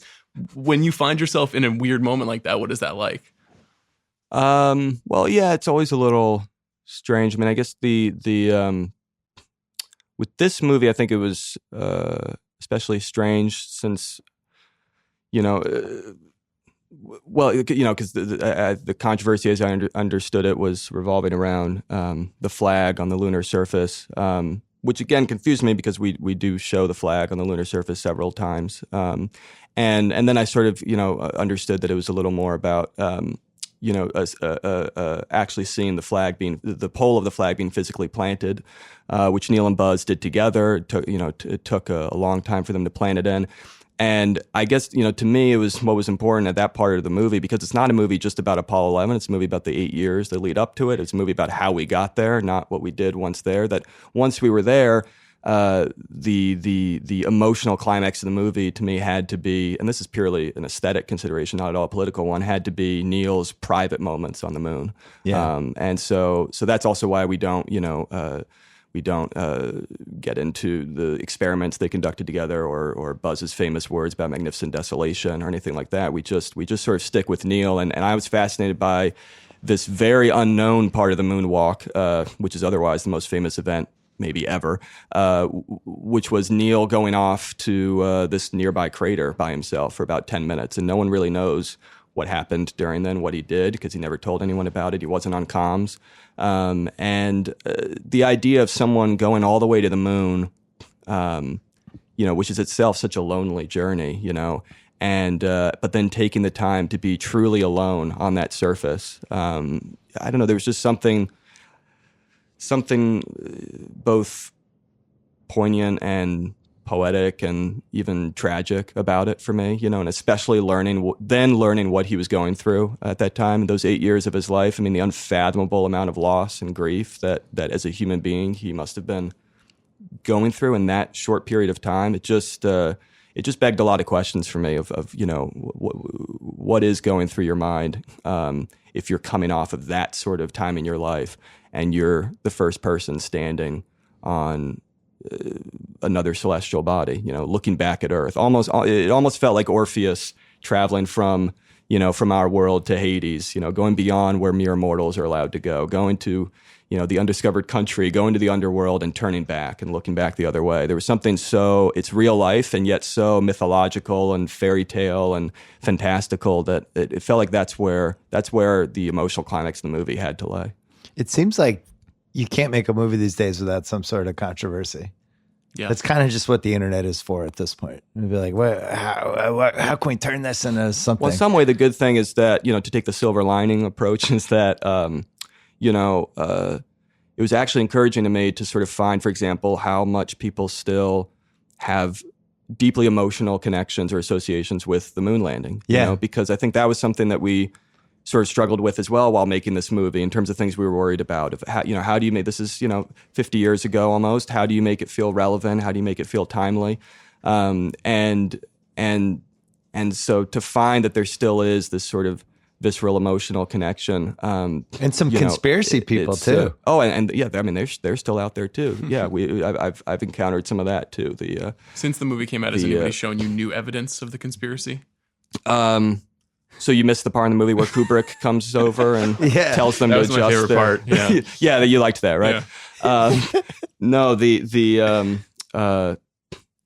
I actually found while we were shooting it, I think we all had a moment where we were having such a hard time, specifically doing the moonwalk sequence and the moon landing, and then thinking, okay, we're having this hard a time recreating literally like 4 minutes of this event, but in '69 they're supposed to have recreated the better part of several days worth, or on the moon at least 2.5 hours of live stream, basically live broadcast to everyone in the world, recreation of this with the technology they had in '69. I'm actually of the viewpoint, and this has been communicated by someone more eloquently than me back in the past, responding to a lot of these conspiracy theorists. Technology-wise, it actually was easier back then for them to send people to the moon than to pull off the hoax that they're accused of pulling off. So yeah, I've been between 90% and 100% believing the moon landing for the last 40 years. Usually 100, but lately I was at 90 because I think I was on the Reddit conspiracy thread. I'm back at 100. Oh, you're back at 100. I'm back at 100. I was a little worried there for a second. That 10%. Because there was always a 10% of me like, we could barely do anything in the 60s. How did we pull this off? How did we send a spaceship to the moon and yet we didn't have color TV? So it was just a little shred of Well, the irony actually, what's fascinating about I think the moon landing again is that the type of, and it's why kind of again to my point that in a weird way it was easier to do it than to fake it, is that it doesn't really mean it was easier. What it means is that it's different kinds of technology required for each. The technology required to go to the moon was and this is what's shocking about it, looking from today's standards, was really analog. It was really actually old-fashioned, what we would definitely call now, but that you could even call in the 60s, old-fashioned rocket technology. I mean, there was, the most cutting-edge and brilliant rocket scientists behind it, but essentially what they were harnessing, the basic ideas of power that they were harnessing, was really old-fashioned, was really sort of rooted in simple mechanics, and by contrast, the technology required to broadcast a signal that's faked to everyone around the world, from a signal that can't be, that is mistakenly tracked as from the moon, et cetera, that kind of technology, which maybe could be doable today, that was actually not really around at that time. So, the reality is there's probably like a 62% chance this should have worked. Right. Yeah. If you do this 5 times, maybe 2 of the time something bad happens. Oh, for sure. I mean, Neil himself gave himself a 50-50 of landing. Yeah. That's not to say 50-50 of them coming back home alive, but certainly they were very prepared for the idea that they were going to go to the moon, try to land, it wasn't going to work, and they'd have to turn around and go back. Whether Neil would have actually aborted or just taken it all the way, no one can know for sure. But they were very, I mean, they went into it very hopeful, but I'd say also very kind of realistic about what the odds were. You can't abort at that point. And it was that You're too close. You're right over the moon. You got to keep it going at that point. But you point out how unknown everything is. There's that moment when he's describing just the surface of the moon, the texture of what it is, because we just don't know. We don't know he's going to like sink in it. Yeah. How far down is he going to go? What does I'd never thought about that. I didn't know, like, his foot, like, what if it's just his leg just gets sucked down? Oh, yeah. No, they were really worried about that, that the LEM itself wouldn't even land properly, that it would just sink in. Yeah. They were trying to get as much information about the moon, especially that part of the moon, before, through satellite imagery and the earlier missions and whatnot and probes before they landed. But there's only so much, especially again with the technology that they had at that time. Again, at that time, it was a time where they were probably better at flying than they were at recording, data, recording information, filming things, streaming things. So there was so much unknown about, even down to Quarantine. I mean, Quarantine was because the Andromeda Strain, Michael Crichton's book, came out the year before and became a national sensation and prompted lots of people to start going, oh my God, we're sending people to the moon. They're going to bring back a disease that'll kill all of us. And so Congress tried to calm them down and came up with this plan that honestly wouldn't really have worked anyway if they did bring back a deadly disease, which was, we'll put them in quarantine for 21 days. We saw that with the Johnny Depp movie. What was that one? The Astronaut's Wife. That's right. Yeah. He comes back. He's not the same. Something's wrong. Were you prepping with the astronaut's wife I before mean, this as well? Look, this is what happens in space, man. You don't know what's going to happen. You might get invaded by an evil being. You're only 33, right? Yeah. And you've made 3 memorable movies already. This is really annoying. I think when I was 33, I was making like $40,000 a year and trying to break into. How did you do all this so fast?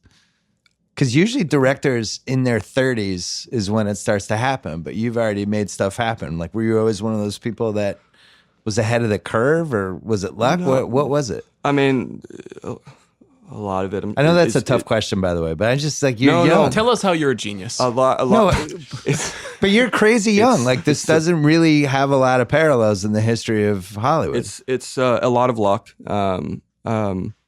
I think, and this again goes back to luck. I mean, I think I had the benefit of having a very one-track mind growing up. So I can't remember ever wanting to do anything different. I've always wanted to do movies as long as I can even remember. I think before I knew what a movie director was, I sort of wanted to make the movies I was seeing.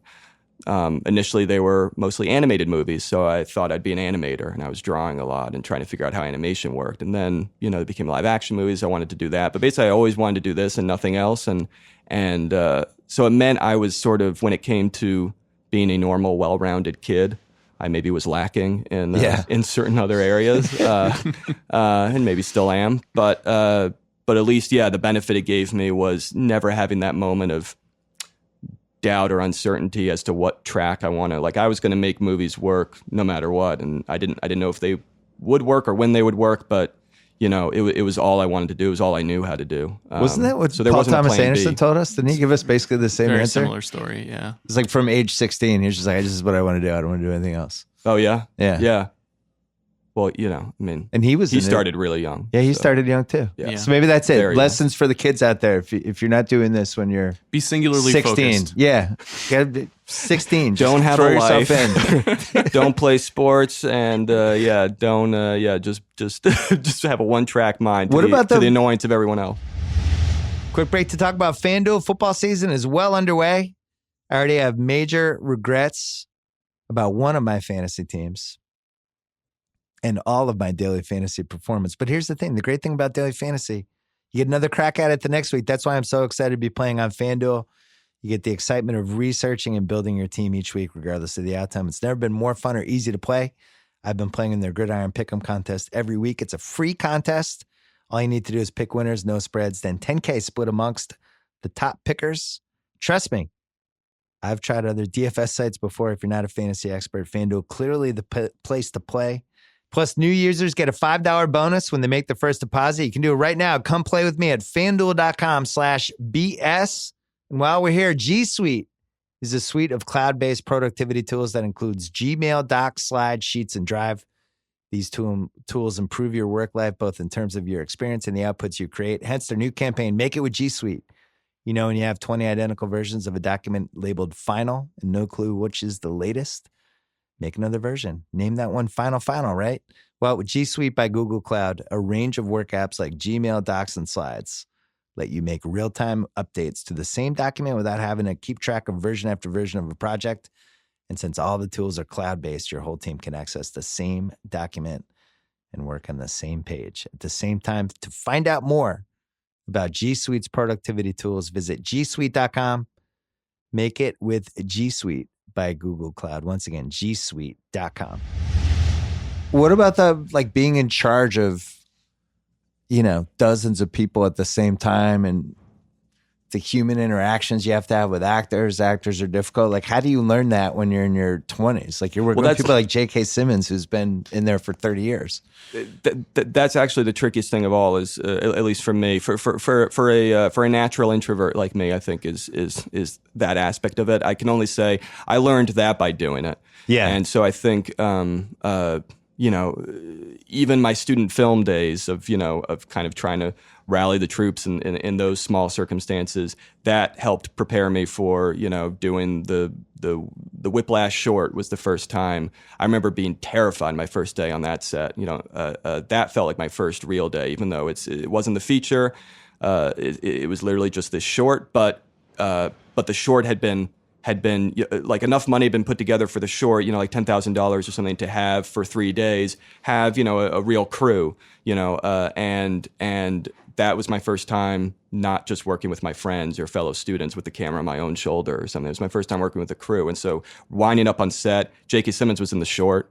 So, which was really nice of him to agree to, he basically did it as a favor. So giving him direction or trying to sort of organize the crew, working with the assistant director, all that stuff was so new to me. And yeah, I think the first day I had like a mini panic attack, nervous breakdown inside, and I tried to hold it together and kind of made it through the first day. Second day was a lot easier than the first day. Third day was easier than the second day. And, and then in a way I'd kind of had been broken in a little bit. Like the feature, ironically, as hard as it was a little easier than the short, just because I had gotten the feel of it a little bit. Because there is a moment on a movie set, you show up, you're the guy. Yeah, which I really, it's one thing when you show up with your two buddies and they're the only ones you're making the movie with, and then it's an actor that you're also friends with, and and you're the guy. That's so different than showing up to a bunch of strangers, or people who are there for, not because they're doing a friend a favor, but are there for a paycheck or are there for, it's just a different atmosphere. And it took me, that's why I guess, my big advice to people, has been or would be to try to kind of work your way up if you can, that there's I think I benefited from learning from mistakes on situations that were controlled enough or small enough that those mistakes weren't disasters. So the short prepared me for the feature. Whiplash as a feature was low budget enough. It prepared me for La Land, which was a little bigger budget, still not huge budget, but and it kind of you work your way up from there. So at least that's how I kind of learned how to do it. It's the only way I think I've gotten any sort of skill at that side of it. So now you're finally ready to make Terminator 6. Yeah, that's the next. I think that's the next natural Black Panther 8 extension. But so obviously, La La Land and First Man have some things in common, but mostly they're very different. But they both seem like pretty significant challenges. They're two kinds of movies that are maybe not as big as they once were 20 or 50 or 70 years ago. When you're going into a project, are you looking for something that you say, I don't totally know how to do this and I want to try it? It has to be a challenge. Yeah. I think even maybe the more movies I do, the more I feel that way, because it's, it's hard enough to kind of to make a movie. You invest so much of your sort of energy and time, and so many other people do too. It's such a collaborative thing. So you're asking a ton of people around you to invest that same amount of time and energy. To invest all of that into something where everyone feels like they've seen it before, or it's just going to be sort of kind of one more notch on the belt, or just or a paycheck or whatnot. I wouldn't know how to do that. So you're not going to make a rom-com when a guy and a girl have been friends for a long time, but now one of them's developing feelings for the other? That's not in the works? Well, look, I mean, you could probably redefine that genre in a way that would be really exciting. Let's put it in space. Let's do it. Yeah. Let's do it with aliens. Do it with aliens and musical numbers. 2 serial killers. And just needs some one serial wrinkle. killers, and then I'm all in. But I think it's... But yeah, no, I think it's just like you never know, or at least I never know if a movie's going to work out, if it's going to fall on its face or if it's going to have a life. But it's all the more reason, I guess, to just make the act of doing it itself count. You know what I mean? So you want to give yourself a reason to get up in the morning and work as hard as you can and try to inspire people around you to work as hard as they can. So you at least want to have the ambition the hope of doing something that's different or that's a little, off the beaten path or a little out of the norm. It doesn't mean you'll succeed, but at least it's like, it helps with the willpower, I guess. So that's kind of, I think, to answer the question of kind of whether I like those challenges. I think that's why I like them, because it's if you fail, at least you tried. So Yeah. and whether you succeed or fail, it's you learn from it that way too. I guess I want to. It's such a privilege to be able to make a movie. Period. So I would hope to kind of just personally learn as much from each movie as possible and pull as much from it as possible, just for my own growth as a filmmaker. So I think that's really good advice. Yeah. That's something I've tried to live by the last 10 years or so. Like, you're never going to know unless you try, right. unless you take a risk, and you have to be okay with the risk not working sometimes. Yeah. And when it can't doesn't work, it's like, all right, it didn't work. What do I learn from having that not work? Yeah. You take things from that and you put it to the next thing. Absolutely. But I think most people are just afraid to kind of try. What was interesting about when you did La La Land, that became a much bigger. I'm glad you're here because I've always wanted to ask you. It never seemed like that movie was meant to be as big as it became. No. Like, from your standpoint, right? That was like your second film. Yeah. It was this intensely personal film. It was super different. And all of a sudden it became this kind of monster. Yeah. And it was like, did he mean for that to happen? No, yeah, I think La La Land was sort of the epitome of because I was talking this a little bit on First Man, but I'd say La La Land, more than any project I've done, was the epitome of making the movie was the victory for us. Yeah, like, I remember just getting it done. I remember our the day before shooting began, the day before principal began, we all like went out for like celebration drinks, because that was like, we didn't wait till wrap to celebrate, because who cares? The fact that we were actually had made it to the day before principal photography, where you can reasonably assure yourself that no one's going to pull the plug. You've made it to 24 hours before, so maybe a week before the plug can be pulled, but once you're at that day before principal, you're probably okay. And we all just thought it was amazing that, after 6 years, we had finally kind of gotten to the starting line. And now, we wanted to execute well. We wanted to, make a good movie and have a good time and have it work out. But just getting the chance, the lucky chance to make it was such a win for all of us, that I think everything after was, I'd say either a surprise or kind of almost unnecessary icing on the cake. I mean, it was great. We certainly enjoyed the ride, but it wasn't, certainly wasn't why we did it. Were there any downsides to that success? Like, having a couple years removed from it, does it set some sort of unreasonable bar? Because that movie was like really an extraordinary success given what it was and how you made it. And also had a rewatchability to it that I don't know if you anticipated or not, but like my wife watched the movie like 5 times. Oh, really? Yeah, but I think a lot of people did. Yeah, I it's think a part it of became like people's a lives. go-to movie. I was, again, I mean, all that stuff surprised me a lot. I mean, I remember we test screened that movie and it did not test well. We tested twice and it tested badly both times. So like, so even once we were in post-production, there was this big question of, is anyone going to see this? Is anyone going to like it? We knew that we liked it, actually, you never really know if you like it because you always only see the problems. We knew at least that it was a reflection of our tastes, in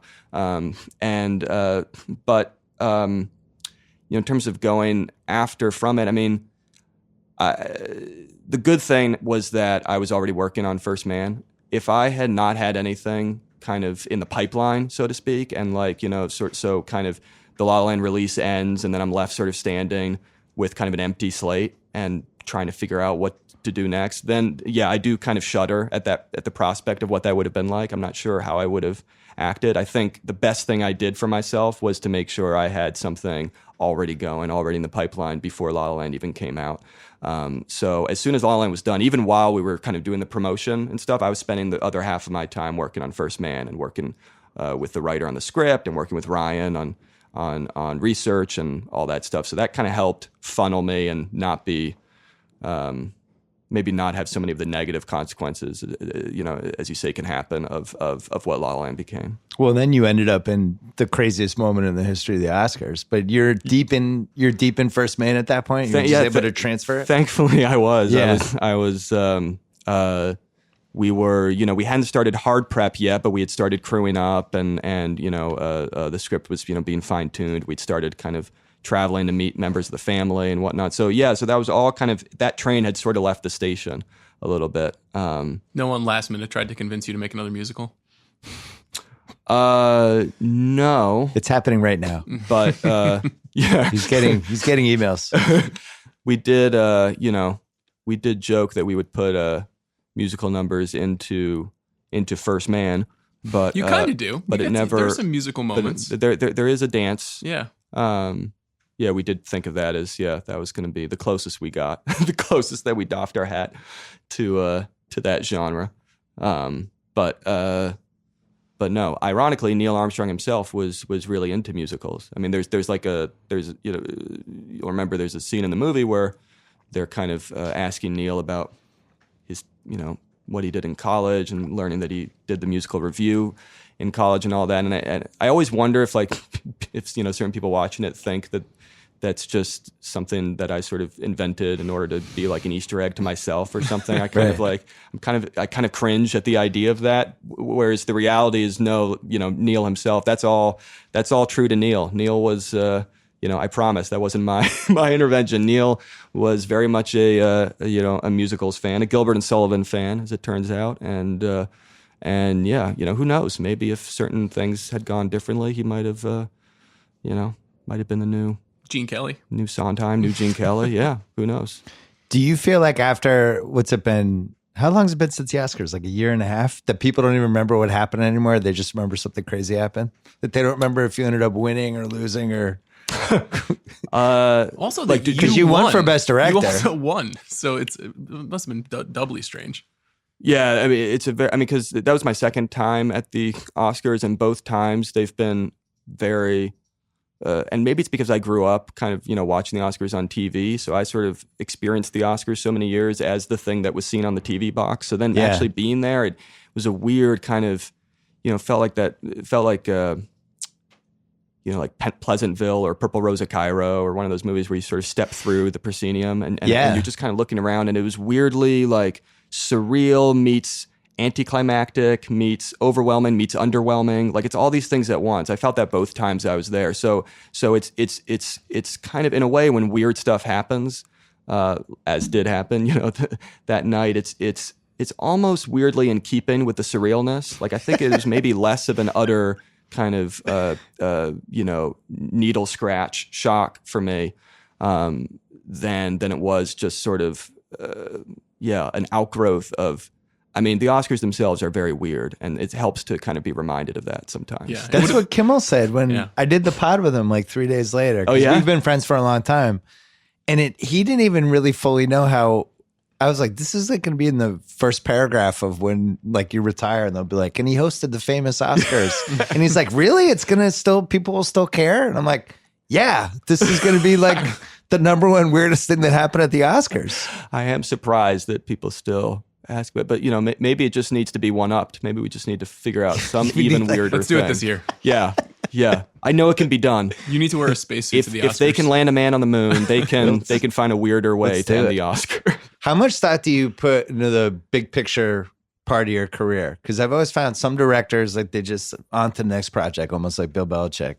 And then other people like really study the great directors of all time and the choices they made, and then they did this, and then they zigged this way. And do you think about that stuff? Which one are you? I do. I mean, I'd be lying if I said I didn't. I think again, part of my movie obsessed childhood and adolescence and whatnot was reading, biographies of directors and watching all their entire filmographies and trying to learn where things went right, where things went wrong. But of course, I don't know. But then at the same time, it's when it comes to actually deciding what am I personally going to do next, it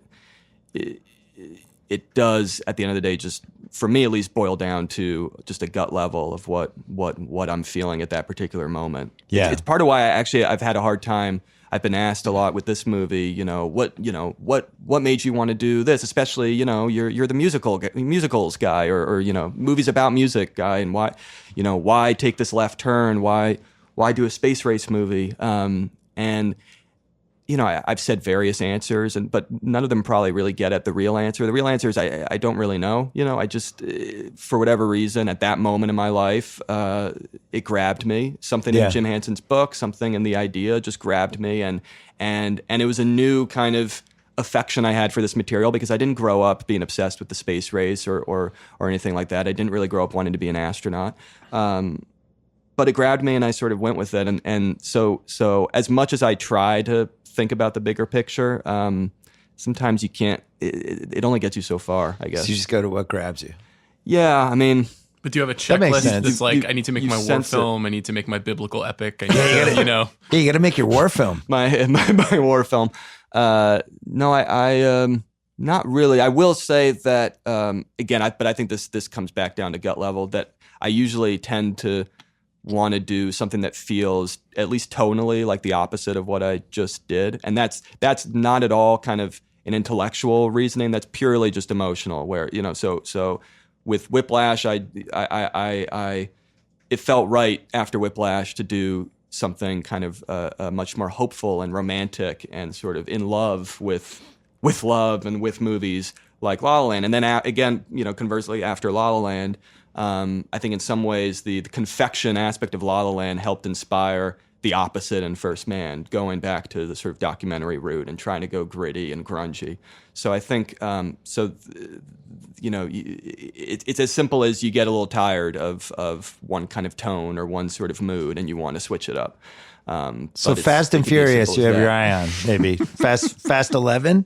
Yeah, but that would maybe have to be like 5 years one from movie now. removed from Yeah. First, That's because right. First Man has its kind of action True. sequences. I can't do that again, so I've got to Maybe like 5 years from now. maybe but yeah, check back in 5 years. Sean, do you think Whiplash was a sports movie? Yeah, we discussed this. Yeah, We had a big argument about this like 2-3 years ago. And I Really? can't remember what we decided. Well- it has all the elements of a sports movie. It's just instead of sports, it's drumming. Yeah. But it's the same beats and Totally. No, I mean I and it has the I kind same of thought of feeling it of that like, way. ultimately, it's about self-competition. It's not about the competition surrounding you. It's Yes. just it's about whether you can do it yourself. There's something amazing about that. I love that movie. How do you feel about that movie now? Have so many years removed from it? Can you see it and say this is good, or do you only see the flaws? I haven't looked at it in a while. I mean, he's like Denzel. He doesn't go backwards. That's what Denzel said. He doesn't. I did a podcast with him. He doesn't go backwards. I wish I had more than that in common with Denzel. But, so he never looks at old work. He just Not sort of- interested. It's Ethan Hawke was the not opposite. that He was so helpful. ready to go back and Oh, yeah? relitigate every choice he's ever made. And Denzel was like, I don't go backwards. Yeah. I guess I could see both sides. I mean, I have at times gone back. I try, but I kind of don't like to do it too much. I think Whiplash was, I don't know. It was fun making it. It was. I'd say it was still, the most kind of nakedly autobiographical thing I've done. Not that it's strictly autobiographical, but just sort of in terms of where it came from and what I was thinking as I was writing it. So I think there was something kind of liberating about that. And one thing I actually haven't done in a while is write. I'm sort of excited right now to sort of sit down and write again. It's kind of something I've been wanting to do in a while because I wrote Whiplash after I'd written La La Land, and First Man, Josh Singer wrote. And so it's actually been since basically the making of Whiplash that I've kind of written something. So What's your I process? might wind up revisiting it just for that reason. Go like Starbucks in West Hollywood and just bring the laptop and you're just off for 6 hours? Where do you write? What do you do? Well, my process begins with a huge amount of procrastination, which I try to group under the umbrella heading like research or inspiration. Yeah. Read a lot, watch a lot, listen to a lot of music. Try to kind of figure out a playlist of both movies and songs to sort of get myself in the mindset. But then, yeah, eventually I'll just sort of, sometimes I write by hand, but usually, yeah, it's just on my laptop. By hand? Whether at home or at a coffee shop. Like in a journal? Yeah, sometimes. Interesting. Is that- I didn't know is that- your is that generation weird? still did that. Notice how I'm making it seem like you're super young.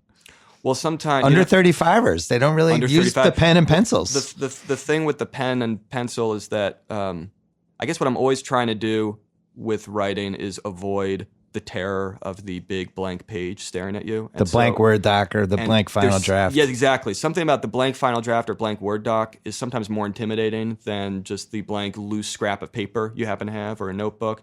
It's also why sometimes this is actually a trick that I would recommend to some people. Sometimes I'll write chunks of a script as an email draft to myself because it's a very kind of small little, window browser if you don't open it up big, and you're just sort of, so you can, after a few lines, think you've written a lot because you're kind of filling your I like that. and then you sort of keep going, and it's all about getting started. Once you're in it, once you have 50 pages of a script, the next 50 are much easier, but getting past the blank page is and I'm probably like all writers in this regard, is terrifying. Do you base the character on pieces of different people you know, or is it just somebody you create from thin air?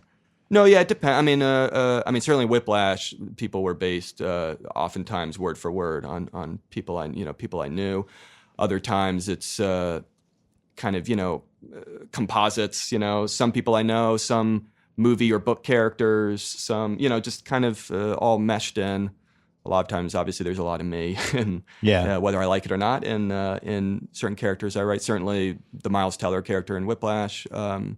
It was in some ways a somewhat easy character to write because I related. So it's a mix, I guess. But it always helps, I think, to have something to be, even sometimes it could be as simple as writing for an actor, I find. Whether you wind up casting that actor or not, by the way, but just having a face in mind. Like sometimes I find it helpful very early in the script writing process to just like put a little lookbook together that's just like faces.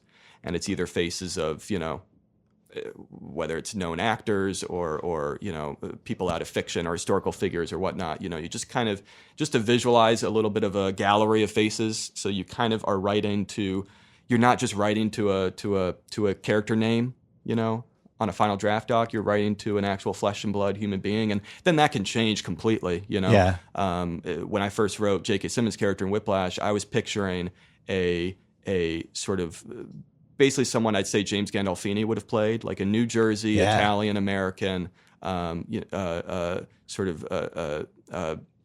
of blue collar turned intellectual sort of guy, because that was very similar to a music conductor I'd had growing up, and that's who I was writing. That's who he was. So J.K. initially, first, working with him, meeting him, was the polar opposite of physically what I had in mind. His kind of, the thin, tall, muscular, bald, black shirt, like that whole kind of look that J.K. brings to the movie was so different from what I wrote in my mind. But he's saying the same words, and of course now I think back to, I can't think of anyone else in the role than J.K. He made it completely his own. But it's just a good example in a way that it doesn't really matter where you wind up. It just helps me to get started out of the starting gate, to have something physical, something visual to write to. Well, that's why Fast and Furious 11 is going to be great for you. They 'cause I've already got had the characters. Yeah, exactly. Start writing. Can you give us like a I sneak think you're peek totally of right. the Of Fast and Furious 11. yes, please tell us the plot. It's all in space. Interior room, night. Yeah. If you could The door opens. Can you give us a sneak peek of the maybe the playlist of movies or music that you're diving into right now for whatever you're going to do Oh, next? Yeah. I've been rewatching a lot of right now I'm on a big early Truffaut kick. Oh, wow. It's been a while since I've watched like Jules and Jim and Shoot the Piano Player. Those movies are so great, by the way. I mean, they are so much more just radical and revolutionary than I had remembered. And I grew up, I loved Truffaut. One of the earliest books I read, once I could understand it as a kind of budding film geek, was the Truffaut-Hitchcock book of sort of transcription of their interviews together. Most formative film book I've probably ever read. Reread it like 10 times. And but anyway, Truffaut's amazing. I've been rewatching a lot of his stuff. Rewatching Fellini. Recently rewatched Mean Streets which is another kind of, again, movie I, always thought was awesome, but man, it's even more awesome than I remembered. So you're going to be making a gangster movie about a filmmaker who has many women in his life. Yeah. I'm in. How'd you know? Great. But no, Sounds exciting. And they race cars by night, and it's Fast and Furious 11. It all ties together. I'm going to do the Truffaut Fellini version of Fast and Furious. I can't wait. That sounds amazing. Just wait for it. I'm in opening night. Goodfellas is, I'm still a cable guy. Like I still like scrolling through the channels. Goodfellas is on all the time. Well, and I've just been watching it constantly. It's the most rewatchable movie ever made. I mean, Thank you very much. I just can't. Exactly right. We have to do we do a rewatchables podcast where we just break down movies we've seen a million times. Oh, cool. I'm officially ready for Goodfellas. Okay. This is big news. Just so you know, we've been trying to convince him I've to do been, it for years. right now I'm halfway through a rewatch of Casino. Have you seen that recently? Yeah. That holds up Really too, good. I gotta Sharon say. Stone. Oh, amazing. She's incredible. Part of the appeal of Sharon Stone in that movie was we didn't know that she had that performance in her. Exactly. But now we can know because we've seen Casino for 22 years. But yeah. No, but like, in in the moment, it's like, wow, really? Yeah, you do have to rewind a little bit to sort of the shock of her performance in that. But also, she's just she is in a way because you'd seen because so much of the rest of the sort of leads cast are people you've seen in Goodfellas and earlier Scorsese movies. She is she's the new element in that movie, and just it's amazing to watch her wreak havoc with those characters, but also kind of with the movie itself. Like she steals the show in every sense of the term. It's such an amazing performance to watch. What movie have you seen the most times? I don't know. Maybe the Umbrellas of Cherbourg. I mean, that's probably still my biggest go-to. Certainly, La La Land wouldn't have been possible without it. I have to kind of rewatch that relatively regularly, just to get my regular dose of it. Were you expecting that answer, Sean? I remember you talking about it before La La Land. And obviously there's huge aspects of it in La La Land. Mm-hmm. Yeah. And you didn't spend too much time focusing on the space movies before First Man. No, actually, what's funny about the space movies is that it's, I felt like, and this was different than when I was doing La La Land, because with La La Land, I spent most of my time before La La Land watching musicals. With this movie, I tried to actively not watch space movies. And I think it was, again, maybe because I was less interested in homage with this movie and more about trying to kind of make a space movie as though almost trying to deny that the earlier space movies had existed, which can be hard because a lot of them are really damn good. But trying to sort of almost blindly go down my own path, and I wanted that path to be more dictated by documentaries. So definitely I was watching a ton of archival space footage, like movies like For All Mankind, if you've ever seen, amazing documentary entirely comprised of archival footage from the era, from the Apollo missions. That I watched and screened for the cast and crew. I watched that several times leading up to shooting. But then also I'd say just a lot of documentaries of the period that had nothing to do with space. I'd watch stuff like Gimme Shelter by the Maisels or Salesman by the Maisels or Frederick Weissman documentaries or D.A. Pennebaker documentaries, just kind of verite, direct cinema documentaries from that period, that just in many ways were as far from the space program as you could get, but gave me at least a sense of how we could shoot this and how we could capture the flavor of the time. That was our screening amazing. series. Incredible, yeah. Which one? Gimme Shelter's way up there for so me. Great. The scene of Jagger rewatching the clip with that like blank look on his face. And to remember that's the same year, same season as the moon landing. I mean, that's summer 60. Is it summer 69 Altamont? I mean, I know it's 69. Oh, that was 69, It's just incredible, when you think of that movie as a snapshot of its time. What do Gosling's next 10 years look like? You're pretty close to him now. What do you see him doing? I really have no idea. Because it seems like he just loves to do something we don't expect him to do with the next project. That's all I can promise in a way, is that because I haven't gotten a chance to really talk to him in any more depth than that about it. But I can assure you, whatever he does next will not be what you or I am expecting him to do next. I think it's part of what I love about him as an actor and as a filmmaker, and I think he did do a lot of movies back to back before First Man, and then sort of immersed himself in First Man and wanted to kind of see that through to the finish. He wasn't just sort of a presence on set in First Man. He was very, obviously during prep, there was a ton of research and involvement he was doing, but then even, I'd have him come by the cutting room when we were editing, and just sort of trying to, I just love pinging ideas back and forth off him. He's just a great collaborator from beginning to end in that sense. So I think he was just, totally in that world until we finished the movie, which again was relatively recently. So I think he himself is probably trying to figure out right now what is next. What's your best Ryan Gosling story? My best Ryan Gosling story. Well, he claims that. So we first met to talk about this movie before La La Land. I wanted to meet him and pitch him basically Neil Armstrong, see if he'd be interested in playing Neil Armstrong. And so this would have been back in 2015, maybe. And so we met up at this restaurant, and I got there and didn't see him at first.